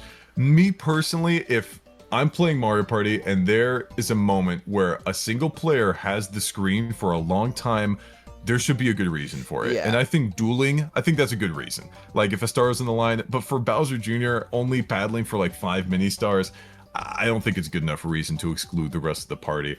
Yeah. But like, one other thing I think is cool is that this is, I think, the first Mario Party game where you can play with exclusively 2 or 3 players on the board. Yes. Right? In terms of like, because like there are like duels, like there's duels, right? You could like 1v1 somebody on the board, but like the board actually changes its space layout a little bit depending on how many players are on it, right? And that's not something everybody knows. Is that so? For example, like 1v like rivals, they call them 1v rivals in this game, but like 1v3, 1v2 mini games, those don't exist when you're playing with just 2 people. They end up just being free for all mini games, and a few of the spaces on the board change because they wouldn't work with just 2 people.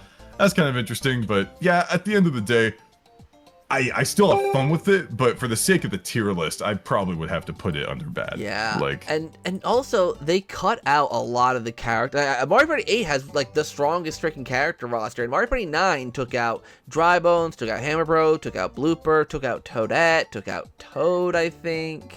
Like, they took out a... No, it has... Oh, that's Toad? Okay, then just like Toadette. Oh, yeah, right, because Mario Party 10 brought back Toadette. Right. So, yeah, it took out... It took out Boo. It took out, like, a lot of it added in Kamek, Koopa Troopa, and Shy Guy, which cool, I guess. But like, Yeah. I don't know, like getting rid of Dry Bones and replacing it with Koopa Troopa is kind of like I don't get the play there, but okay.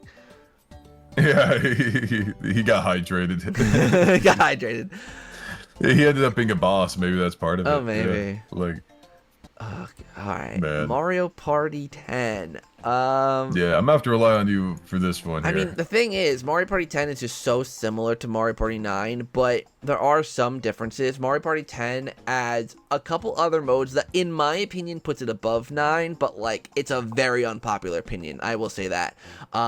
Firstly, there's the Bowser Party mode, where you have the Bowser who's on the gamepad, and then you have the other 4 players who are running away from Bowser.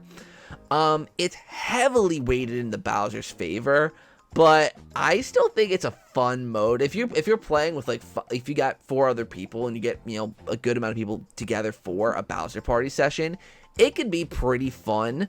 Even if, like I said, I heard it's mainly fun for the Bowser player, though. It is.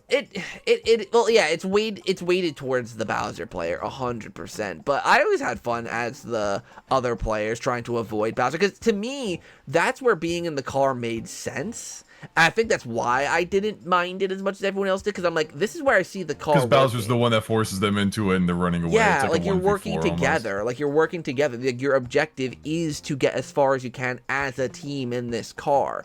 So Bowser Party works for me in that regard. Even if it is heavily weighted, it works for me. But like, I understand that's a completely unpopular opinion.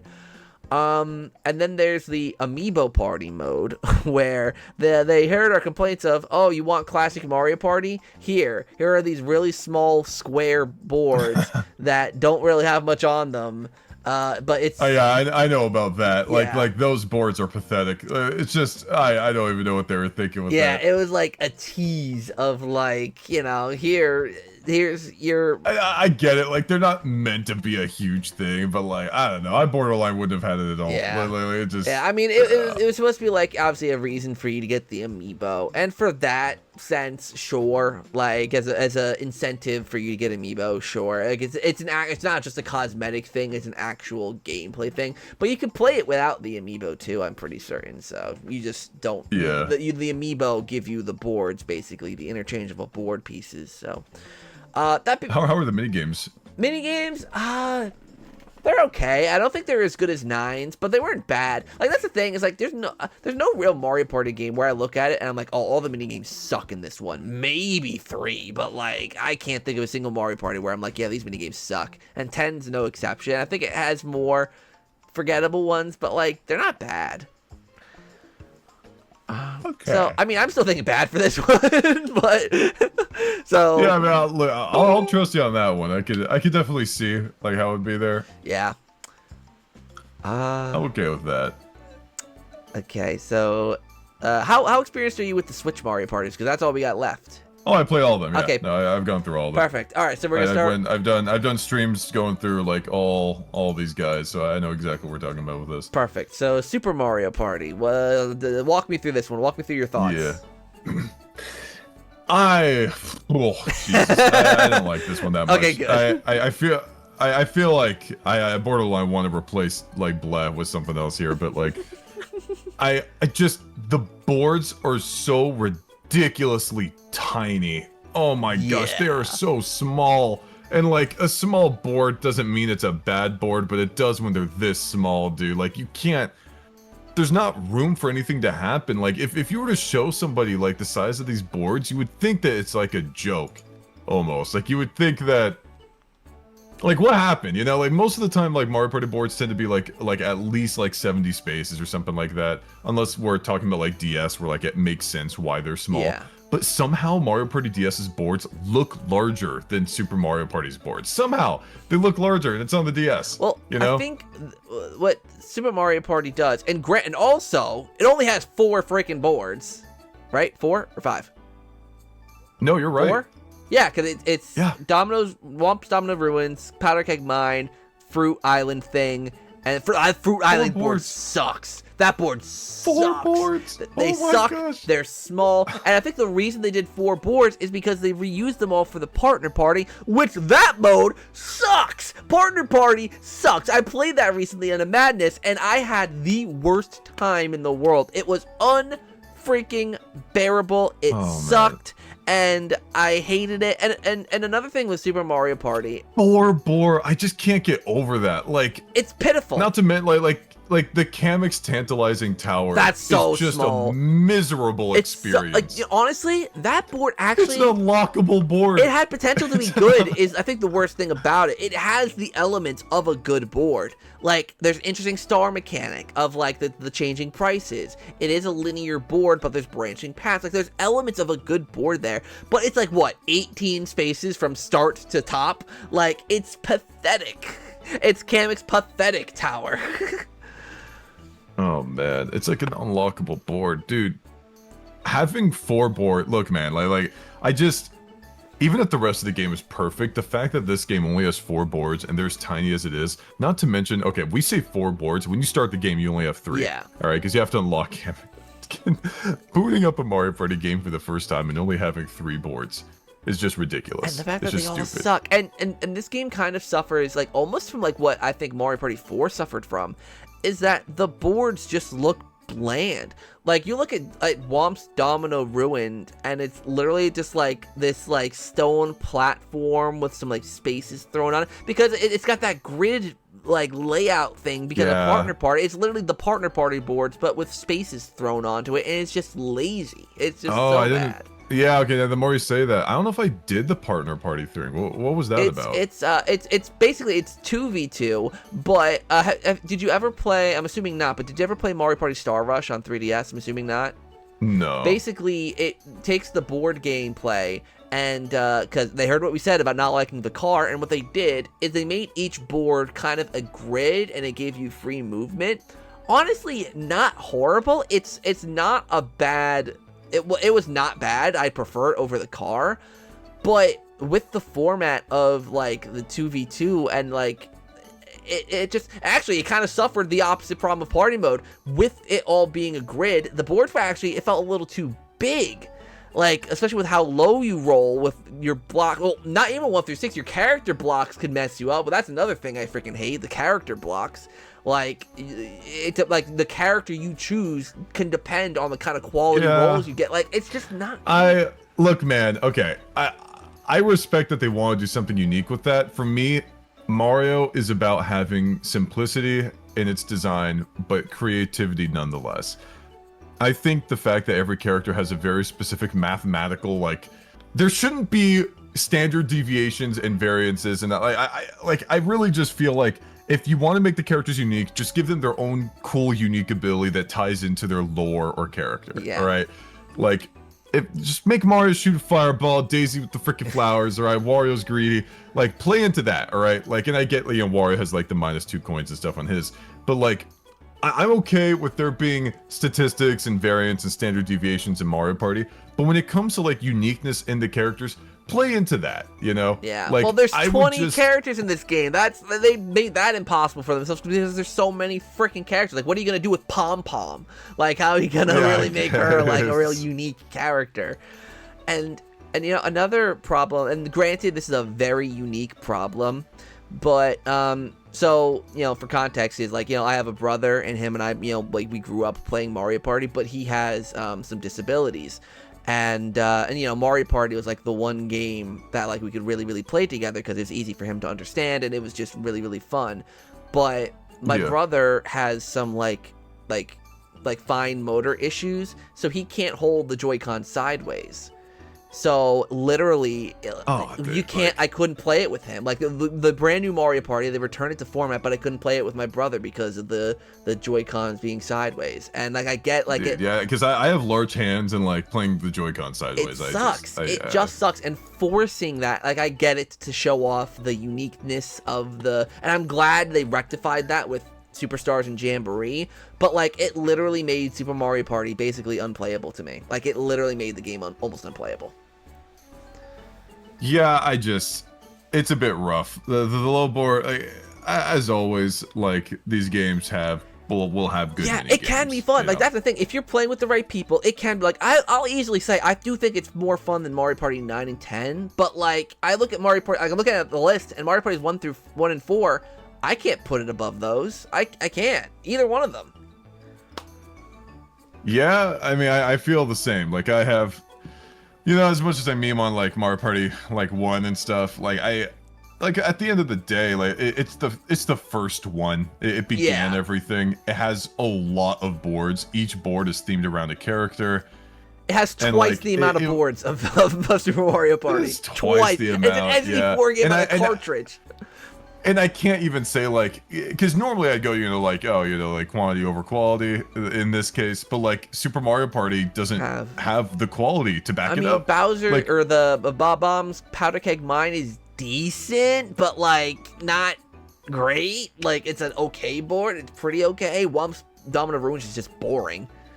Like, yeah, it's a bit rough. How would you rectify this then? This, how would you do that? I'm okay. This might be.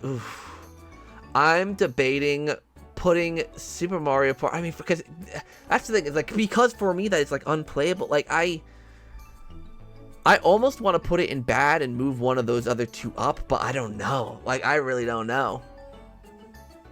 I mean, we could do something like. Yeah, because like at least for me, because again I haven't played 10, so you'd have to come to the defense for that one. I find a lot more charm in Mario Party 9 than Super Mario Party. You know what? Okay, like, we'll move Mario Party 9. Because even if Mario Party, even if Mario Party 9 had its mistakes and stuff, it's a charm. It has so much charm. Like the intro cutscene alone is just so nice. Yeah, it's like it's very pretty game. It really tried doing something new. Like it really tried, and people didn't like it. But if people did like it, then it would be seen as a really good one. So yeah, I agree. We'll move Mario Party 9 up to Bleh. For what I was trying to do. And then we'll figure out that Bleh category in a bit. Move what up to Meh? 9. Because I'll agree with that. Okay, I'll leave 10 down in bad. I'll leave it down there. Okay. See, I don't know if I prefer 9 over 1 and 4, but yeah, we're gonna have to move either 1 or 4 up to Meh. Because I have a sneaking suspicion that these other two games are gonna go in the upper categories. So we'll figure things out. Okay. So let's move on to Superstars. Good old Superstars return to form. I love this one. It's so funny. Like I had so many complaints about this one when I first played it. Like the smallest complaints too. Like not like oh, this game's so bad. But then I played Jamboree, and then there were some things that Jamboree had changed from Superstars. And I was like, ooh, I actually like Superstars more for this. So I mean I think Superstars is a. Oh, I don't know. I want to put it in great because like it did choose some of the best mini games from the series. Like it did, and the boards, they could have chosen some better ones, but like Horrorland is there, Woody Woods is there, like those two boards to me are all that matter. And like like Spaceland is decent, and I have to just by default be harsher on this game because it doesn't have anything that it brings new. Yeah. Right? Like, because it is a game that is a combination of other games, I have to be harsher on it. That's just... It only having 5 boards, I think is a big L. That's a big L. That's a huge L. Right? Because, like, just... Look, I'm no, like, video game developer or anything, but look... If you don't have to put in the work to come up with a new concept for a board with the new space layout, with what those spaces do, if you don't have to come up with new mini games and you can just design them off of all the old ones, I'm gonna imagine, maybe this game developer that might hear this and disagree, but I'm gonna imagine that's gonna cut development time a lot, right? Oh, I mean, 100%, because planning is a whole freaking phase when it comes to video games. Like planning is a huge thing. So if what you're mainly doing for the planning is choosing what boards already exist and just simply remastering them, only having 5, that's a huge L to me, man. Like yeah. that's I mean, like I wish that's the because obviously Jamboree got Western Land and Mario's Rainbow Castle. Those two 7, are great boards as well. Those two returning ones are great. Those would have done so well in Superstars. Yeah, like it's rough. Like, not to mention, I feel like there's some boards that they could have chosen instead, of course. Yeah. Like we have Space, Spaceland is fine. Like it's I think the Mario Party 2 selection. Aesthetically. I think the Mario Party 2 selection is probably the. I mean, I would have for Western Land. Probably we got Western Land eventually, but like I would have thrown Spiny Desert in there. There needs to be another 3 board. The fact I think there should have been 1 board. Because 3's boards are so good, and we didn't get the best ones there. Like 3's boards. Like, we have Chilly Waters, which would have been great. Spiny Desert would have been great. Even Waluigi's Island would have been freaking hilarious. But we got Woody Woods, which is, like, it's fine. It's not, like, my favorite 3 board where you just go left and right. Horrorland being there is, like, pretty good. Yeah, that one needed to be there, I think, because that's, like, the popular N64 board, I think. That one, and, to be fair, Yoshi's Tropical Island is as well. But, like, that's the thing, though. They botched the translation of the Mario Party 1 boards. I don't know why they did what they did. Like with Yoshi's Tropical Island, the fact that you can get a gold pipe on that board is absolutely broken. Like that completely. That's another thing. The gold pipe in this game. Oh man, dude, it's just like, correct me if I'm wrong, but like I just remember it being like, from what I played, just so good. It just shows up to every placing. Yeah, I think it just shows up everywhere. On I know it isn't on Peach's birthday cake, and I believe no, it's on every other board. Yeah, it's just not on Peach's birthday cake.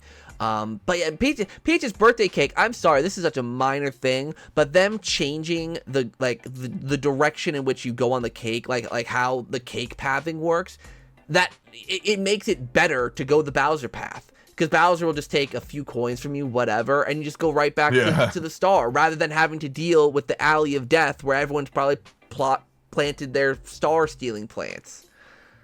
Yeah, because you're not gonna have an issue with coins. I would have preferred like Luigi's Engine Room, instead of Peach's birthday cake. Or DK's Jungle Adventure, maybe. I like that board. DK's Jungle Adventure was fun. I liked that because it was a big, actually felt like a Mario Party board. Yeah, and I get it. Like, you're supposed to have, I guess they want like a variety of boards, right? Like they want some of them to be simple and some of them to not be simple. And like, I get it, right? Maybe I would have thrown in Mario's Rainbow Castle there instead. They did that for Jamboree, but maybe that's what I would have done. Just threw that in there instead of Peach's birthday cake.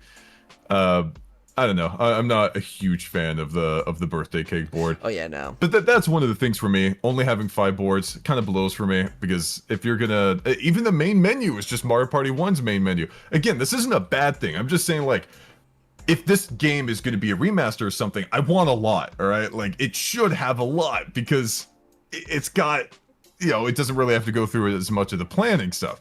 Having regular chance time again is a breath of fresh air. I love that. Yeah. It has a lot of the best mini games. I mean, like, there's a lot. I mean, having Bowser's Big Blast again is great. Slot card. What they did with Bowser's Big Blast, where like there's that second pause of anticipation, where like it doesn't do anything. I love that. It just adds that little bit of like tension to before you know if you're safe or not. I love that. Yeah, I mean, I guess like maybe that's asking for too much, but like, for example, if they have mini games from like a lot of Mario Party games here, right? Like 1 through like 9. I don't think they have any 8 ones or whatever. They had a couple. They had a couple from 8. They had the Goomba's painting one, and they had that coin collecting one in the desert. Yeah. I see. Okay, yeah. The Paint Misbehaving and Winner or Dinner. Yeah. When it says Mario Party Superstars, I'm expecting like 6 boards and then 1 through 6 or something. Yeah. But there's no GameCube boards, which I think is a kind of a bummer, right? They only stuck to N64 boards. I wonder why they didn't do any GameCube, Yeah. It's like just 1 through 3. If they wanted to stick to just N64, they could have just done that, but then the mini games are all GameCube. But in terms of the game itself, not really, like just kind of in execution, I do have fun with it, I just think I just think the coin economy gets really screwed. Yeah. Because of the lucky space. There's so many lucky spaces. There's like at least 15 on each board. I think, like, look, if you have like one, that's the thing is, like, I always joke, I'm like, in Mario Party 8, where like the lucky space was officially like introduced, obviously there's only like 1 or 2 on a board. It's like the whole point is that you're lucky to land on it. Here it's like, well, you're gonna land on it at least 50 times in the game. So it's like, you know, and you get a lot of coins from it. You get items. I don't care about the free items, because like in lots of the Mario Party games, you get free items like 6 and 5 and whatever. But like here, it's just like you're always getting coins and items. You're just being force fed, and that's why with a board like Peach's Birthday Cake, it just completely breaks it because of all of these coins. The Bowser path is all of a sudden not a threat at all. Yeah, it's weird. I don't know. Like like golden pipes almost always being useful. I mean, custom dice block is fun, you know. I guess you can just choose where you want. I prefer the slow dice block just for the sake of, like, you could potentially not land where you want to go. Having the boo bell's nice. I don't know. Like, I still have fun with it, don't get me wrong. Maybe it'd be another one to throw into the okay category, and we still, like, we still figure that one out. Yeah, well, let's do that then. Let's throw it into the okay category. I do have a feeling I personally was going to suggest putting it in good, but we'll sort the okay pile out in a little bit. Yeah. Okay, then lastly, we got Jamboree. Okay, You got the latest guy. This one has 7 boards. This one has 7 boards. It has, I know, that's pretty good. A lot of people complain about the minigame selection. I don't mind the minigame selection that much. It's not like the best, but it's far from the worst. Yeah. And like, what's the main problem with it? For me, I think the pacing, it's a little slow for my liking. But that's really it. Like, that's really the only issue I have is the pacing. And Bowser spaces are barely because they bring back some mini games too. Yeah, they do. Like They bring back some. I mean, they bring back some of my favorites. Like they brought back Granite Getaway. Love that one. I wish they made it harder, but I digress. They brought back what else did they bring back? They brought back Jump the Gun. Made that one 10 times harder. They brought back freaking Snow Brawl, but like completely botched it. Made it impossible for the 1. Like absolutely, like it was way towards the 3 before, but like now it's like if the 1 survives past 2 seconds, that's a victory in anyone's book. Wait. How'd they botch that one? Like, it's way harder. I think the physics of the snowballs are different, and I think the Ukikis are smaller, I want to say, and their AI is just, I guess, less intelligent because like they do not do basically anything. Like you're gonna get knocked out within the first like 3 seconds in that mini game as the 1.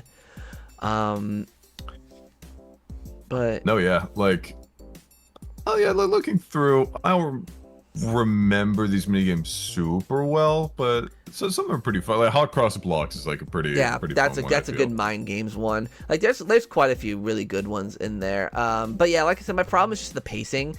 Like that's the only thing about it. It's just like the allies. I like how they implemented the allies or the Jamboree buddies, whatever, in this game more than Super. But they just they slow the game down to a crawl. It can.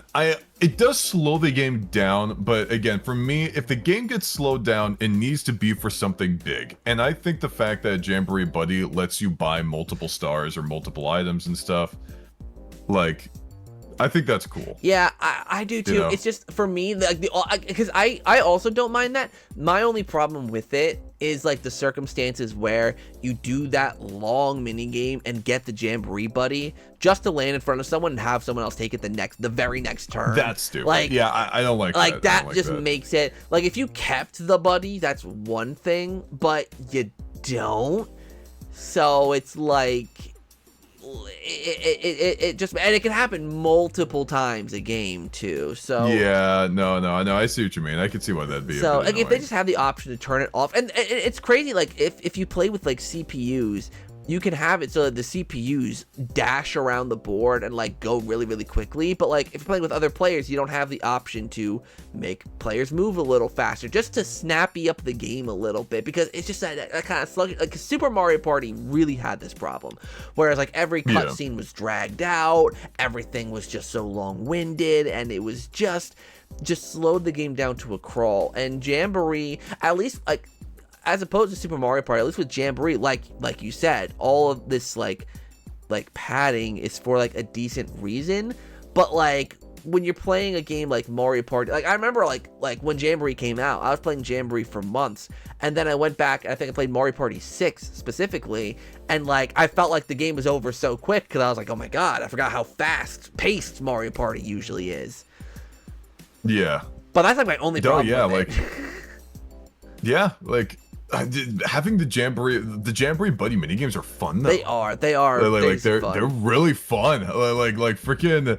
Like, I love all the puzzles in, like, Luigi's one, or I love, like, the WarioWare, like, Wario-themed one, the pinball one for Waluigi, the little race for Yoshi, like, they're all really fun minigames, like, and they all tie into the character and stuff, like, except Rosalina, I guess, but, like, you have, like, the DK, like, Bongo, like, rhythm game, like, they're great, dude, I freaking love these things, and, like, the fact, it does take some time, but unless you're in that peculiar situation where somebody takes the Jamboree buddy away from you, like, the very next turn, that can be really annoying. I think you should be given a 1-turn grace period. That's how I would have done it. Yeah. Where it's like, for the turn that you get the buddy, it cannot be taken away from you, right? Just so that doesn't happen, because if somebody's right behind you, they can just take it immediately. It totally takes away from it. I think it's stupid. But, the fact that you're able to use Boo multiple times, buy multiple stars, I think that's awesome. And, like, their ability is more... It's more easy to grasp, I guess. Like Super Mario Party, it's like, oh, Mario has like a dice block that goes a 2, 5, 5, 6, and then a 7. It's like, yeah. And then Bowser has like a 1, 1, 9, 9, 10, and it's like, okay, all right, it's a bit much. But Jamboree buddy ability is just very, like Luigi, you can roll a high number more often. And it's like Peach, purchase stars at half the cost. Like, I feel like that's more Mario Party to me. Yeah. If it feels more straightforward, more easy to understand, simple, but you can still be creative with its execution. And I think it's great. The only thing is, though, that there are some Jamboree buddies, like, in my opinion, like DK and Luigi. I've barely ever seen Luigi's ability actually succeed, because there's a chance that he doesn't increase your dice roll. So like I've seen Luigi just that might just be a luck-based thing. I've been in a lot of situations where he just keeps doing it over and over. I've had the opposite. I think there's one time I literally had Luigi for all 3 turns and he did not do anything to my dice roll. But see, that's what's so funny to me, is that even that ability, because like it's Luigi, right? And like he's like, you know, he fails sometimes, you know? Like, so sometimes the fact that it does nothing, and sometimes the fact that it does everything, like I feel like it's true to character almost. And then there's DK, where it's like you use his barrel and like he can just shoot you backwards 1 space, or he can shoot you forwards 2 spaces. It's like, okay, I thought you were gonna send me across the board or do something cool. Yeah, no, that makes sense. But yeah, like 7 boards. The boards are all they're all really good. I mean, the Roll'em Raceway is the only one where I'm like, I don't know if I played Roll'em Raceway more than like twice. Yeah, it's because meh. Wigglers, like Mega Wigglers Tree Party, yeah, it's pretty standard. Yeah. Pretty standard. Rainbow Galleria is pretty good. That's top tier. That's a pretty solid board. Like, there's a lot of junctions, a lot of options you can have there, a lot of interesting space layouts there. Yeah, really pretty good. I love Goomba Lagoon can get cringe depending on where you get stuck. I kind of love it. My first time playing Goomba Lagoon, it's a noob trap. I was stuck on the top right of the board for ages, for like 10 turns nearly. I was like losing my mind. It's one of those boards where when you play for the first time and you don't know what you're doing, it can be unfun. But like if you do and you're preparing and you buy the right item, you can get out and then you can just keep going on. You know, I'm seeing here it's 4-star difficulty, so like out of 5, so that makes sense to me. Yeah. Like it doesn't. I mean, you got Western Land. Oh, classic. Like you got classic. freaking Western Land, Rainbow Castle. Classic. Like it has more boards than like Jamboree has more boards than Superstars. Yeah. You know, it's like it has 2 more boards than Superstars. Yeah. That's crazy. Like it has 5 of its own unique boards and then 2 boards that it brings back, just like Superstars did. That's weird to me. You know? King Bowser's Keep is another board where I'm like, I like it, but God, it can be unbearable. It can be an absolute cringe fest. The amount of times I've played that board, the freaking worst item in the game on that board is that freaking triple creepy dice, where you could just curse everyone into oblivion. Yeah. I literally had a match where I was just like curse after curse after curse. People kept freaking buying it, and I kept getting cursed in that loop. And I'm like, there's Bowser spaces everywhere, and I'm just like, I want to get out. And then they'll flip it, and then just there's a lot of items in this game. Yo, there's like, a ridiculous there's a lot amount of items. Some I don't think I've ever seen. There's some items. I still haven't seen. I'm like still like it's. Oh my gosh! Like there's so many options of items, and like the Jamboree buddies where you can buy multiple items in some cases. Because in Mario Party DS you could buy it by default, like just as many as you want. But the fact that in Jamboree you're able to just do a ton, like by like having a Jamboree buddy, you can like steal multiple times, get multiple. It's just crazy. I literally had a match on Rainbow Galleria where I had a buddy, and I landed on that Boo Bell shop. So I was able to buy 2 Boo Bells. Then I landed on the lottery that was a few spaces ahead of me, for every time you go to an item shop. And because I had been spamming that 1 coin item shop, I had been to that item shop a bunch. I got like 120 coins. And then I used both Boo Bells and used it twice because of the buddy, and I just absolutely like annihilated. And it was like that's like a Mario Party moment. Like that's like a big like, oh yeah, this is Mario. Like this is a true Mario Party moment. Yeah, no, Jamboree's really good at those Mario Party moments. Like it also has chance time. Yeah, it does. It has chance time. Yeah. Which Super Mario Party didn't have chance time. It has board specific items. Yeah. Which are pretty cool too. Like the Tide Shell. So like that adds on to your stuff. Yeah. You could hold up to 3 items, so that's good. Like all these board specific stuff. And the fact like if there's a stinker of a board, that's okay. There's 7 of them. Exactly. There's 7. And like I said, every single game has double the. No, it's just Yeah. So it's good. I think, and they translate well too. Like Western Land translates well into this game. I think Western Land is more fun in Jamboree than it is in 2.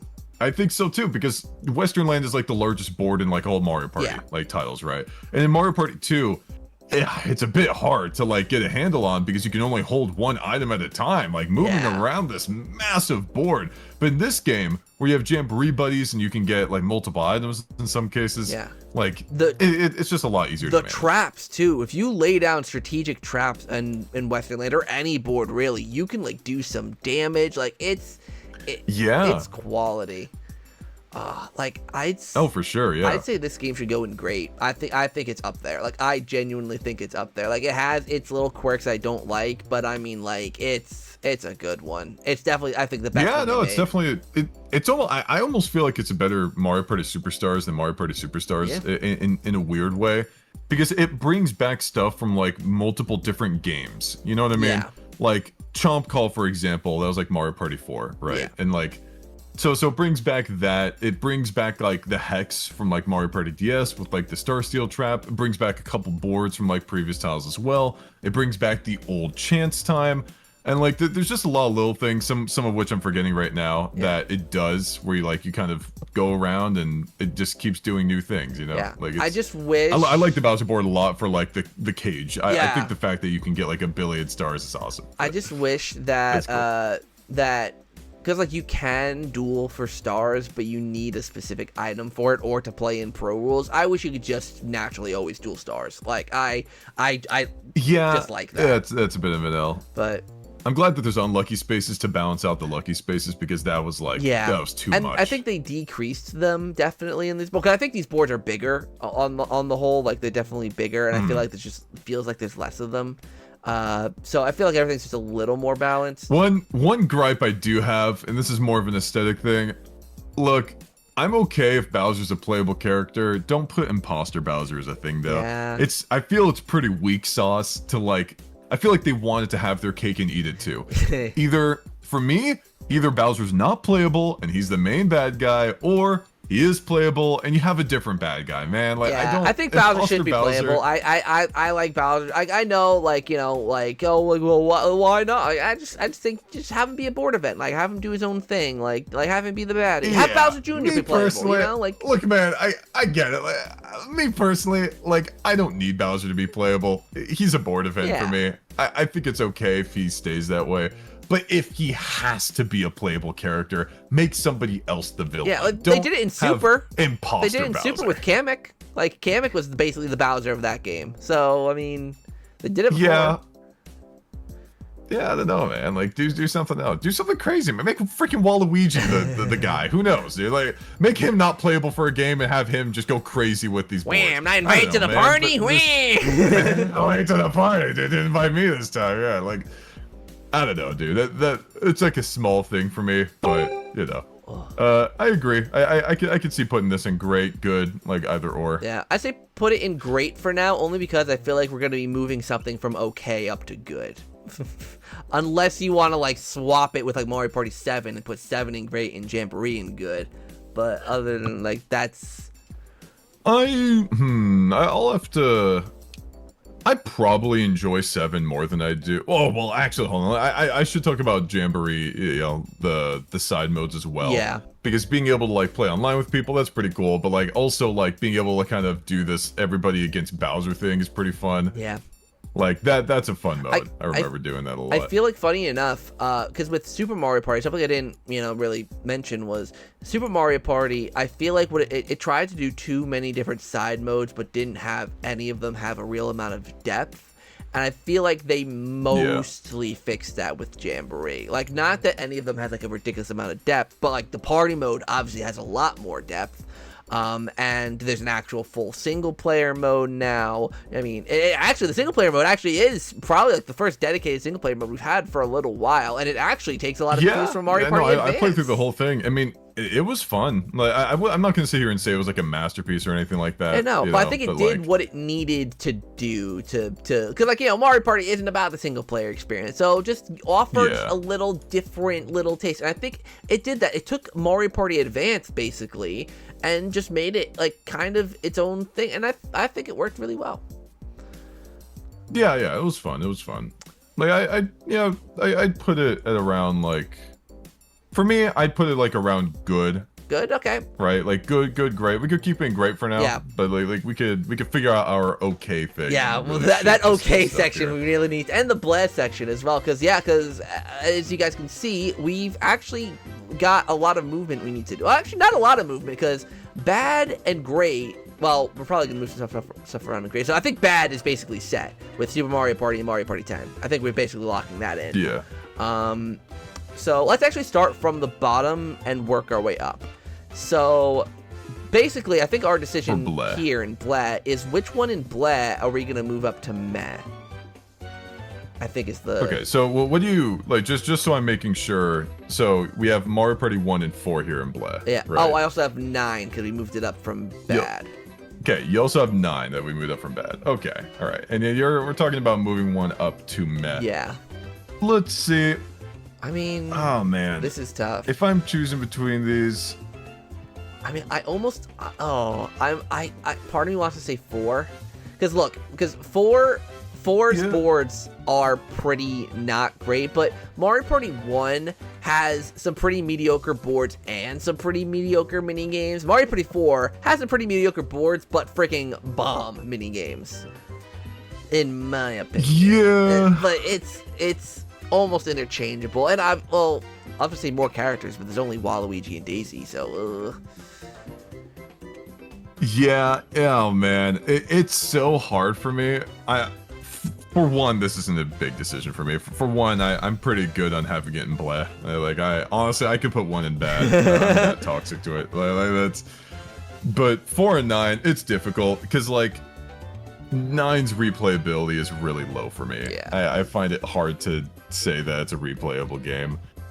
But it's just so pretty, and I really respect like the animations for all the characters. I like the soundtrack for the game a lot, like how many things it tried to do. It wasn't, because a lot of the times a company might do something new, but the new thing they do might be really lazy. Yeah. Right? So it's kind of just an excuse to be lazy with it. 9 was not trying to be lazy. Like they really had to go all in on making these boards huge. Yeah. These boards have over 100 spaces. Almost all of them do, except for like the Bowser and DK one, but DK is like more of a bonus anyways. And these boards are so massive. That magma board, like alone, must have been a pain to develop. Because you're going horizontal, you go vertical up a mountain, horizontal, there's lava's coming up, you keep going vertical, horizontal again. It's just, that must have been crazy to do, man. These boards are so massive, and oh my god. Mario Party 4, I just don't see that same level of care. I just don't, all right? Like, Mario Party 4, like art-wise, I really want to put 9 above it, but I just know that if somebody asked me, oh, which one do you actually want to play together, I'm gonna answer 4. Yeah. But it hurts me. Like, if it was me, I'd put 9 above 1 and then 4 and meh. Like, below 8. We can do that. I'd be good for that. I'd be good for that. Yeah. It pains me to put 9 over me, the original, but I'll do it. Okay. Like, to me, there is a power, because I have like 8 above 4. To me, there is a power gap between 4 and 8. Like, yeah. Oh yeah. Like, it's in meh.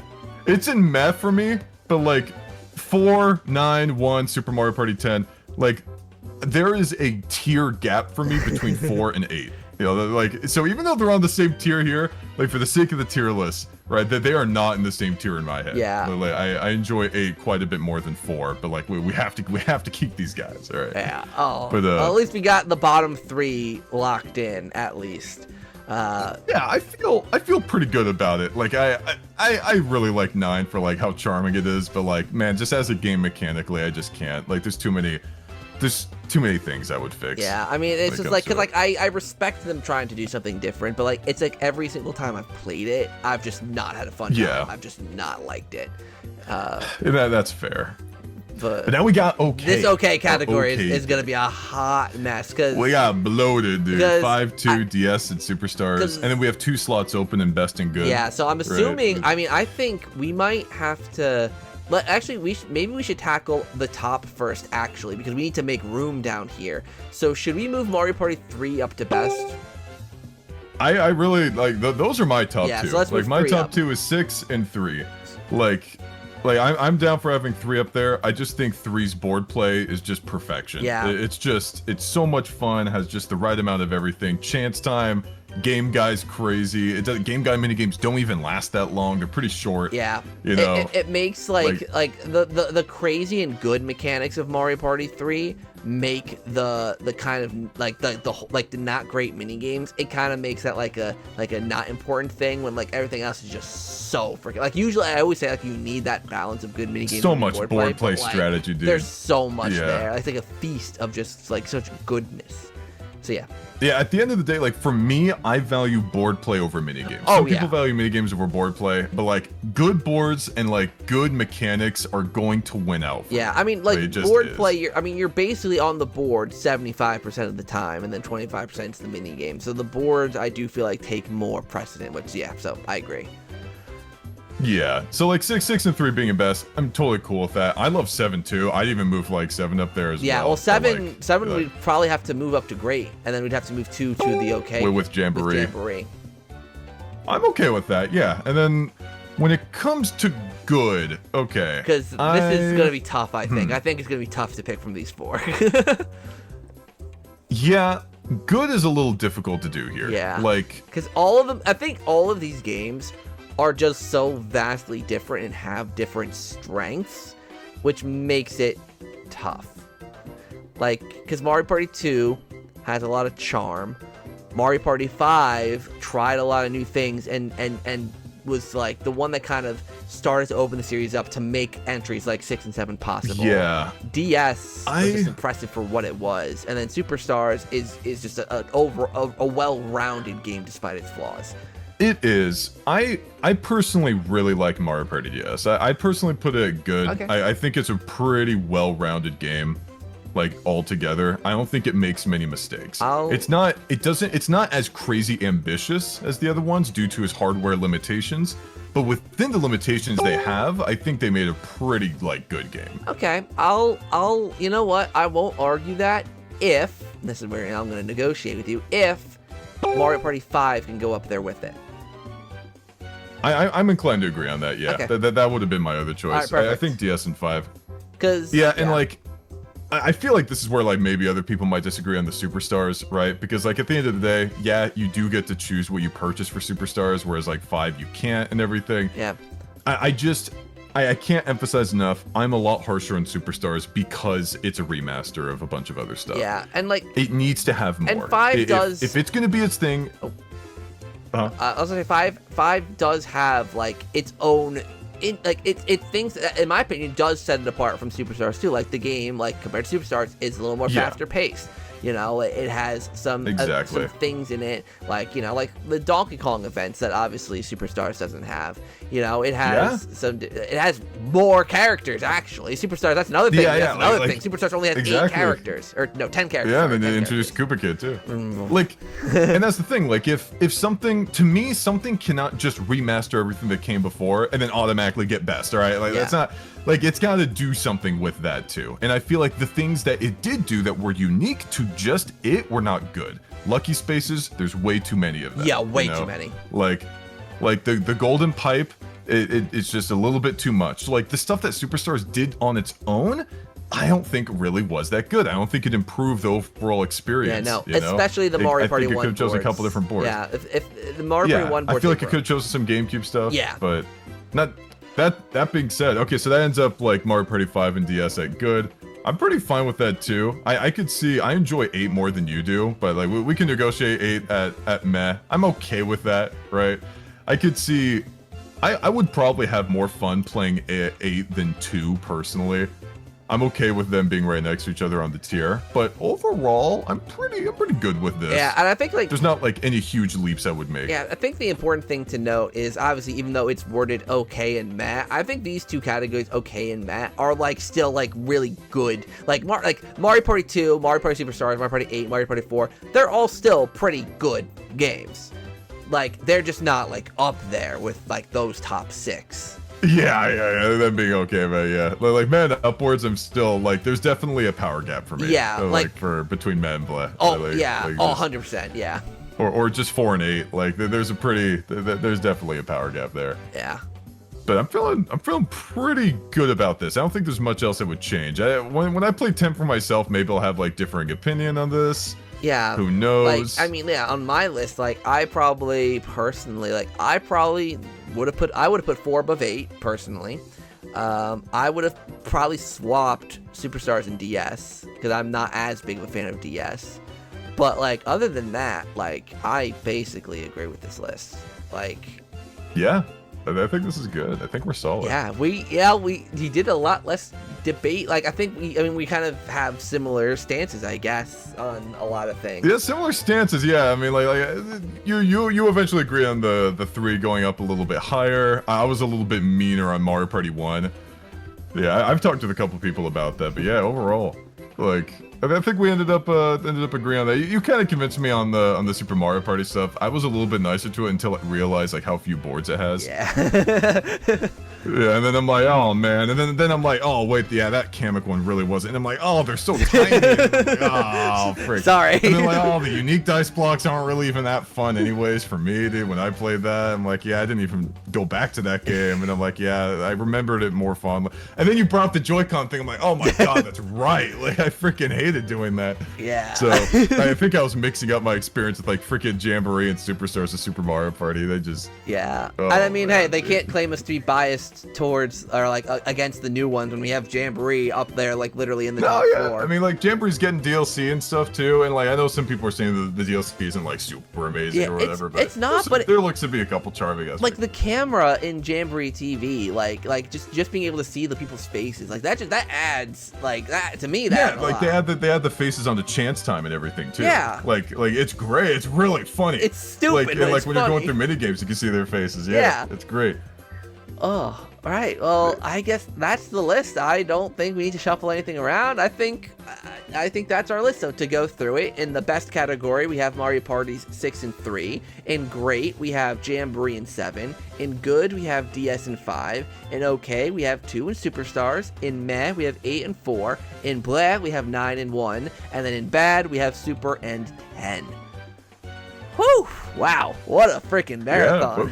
Yeah, honestly, we have a lot of variety for these. Like it's Because we have a GameCube one, and then like an N64 one, and then like the newest one, and then it's pretty. Then like a handheld with 5. Like yeah. The Mario Party series is really interesting with how much variety there is in quality. Who knows? Maybe the next one will be the best one, or maybe it'll just suck. I hope. But they're getting better. That's what I think is cool. Yeah, I like. They're just getting better, right? We're coming back. I like that. Like with Superstars, that was the main thing I wanted after Superstars. I wanted them to take what they learned in Superstars and implement it into a new game, and they did. They did. Jamboree got better. Yeah, they merged Superstars with Super and made it good. So. Who knew? Oh yeah. So I guess I'll leave it there. Is there anything you wanted to plug before we close out? Just pretty much my YouTube channel. For those that don't know, I make the Identify and Look series where I spend freaking movie-length videos on each of the Mario Party titles. The latest one, as of when this video is going to release, is most likely still going to be Mario Party DS, but I am working on 9, and I'm just going to go through all of them, except for Advance or the e-reader, which doesn't count, and the top 100. I'm going through the main ones, even Island Tour, Star Rush, and by the end of my life, I'll have an Identify and Look for all these. Yeah. But yeah, that's just my main thing. I'm also on Blue Sky, but those are my main 2 plugs. But thank you so much for having me. This was a lot of fun. Help me figure out like my own ranking, because I haven't done this in like a long time. But then like talking with you, like with somebody else who's gone through like all the games and stuff, that was pretty cool. Yeah, I knew, because like when I had the idea of doing like this like dual ranking video, I was like, it was either gonna be you or Clark that I invited to do this. And I'm like, I think it's gotta be Zyke. It's gotta be the Identifying Luck guy. So, the one who knows these games deep. Yeah. You link that part to Clark. God. Well, all right. So thank you everyone so much for watching. Yeah, definitely check out Zyke's channel. I mean, you'll get lots of good Mario Party content there, and I'm sure Zyke and I will be playing some more Mario Party in the future as well, on a Madness or something in the future.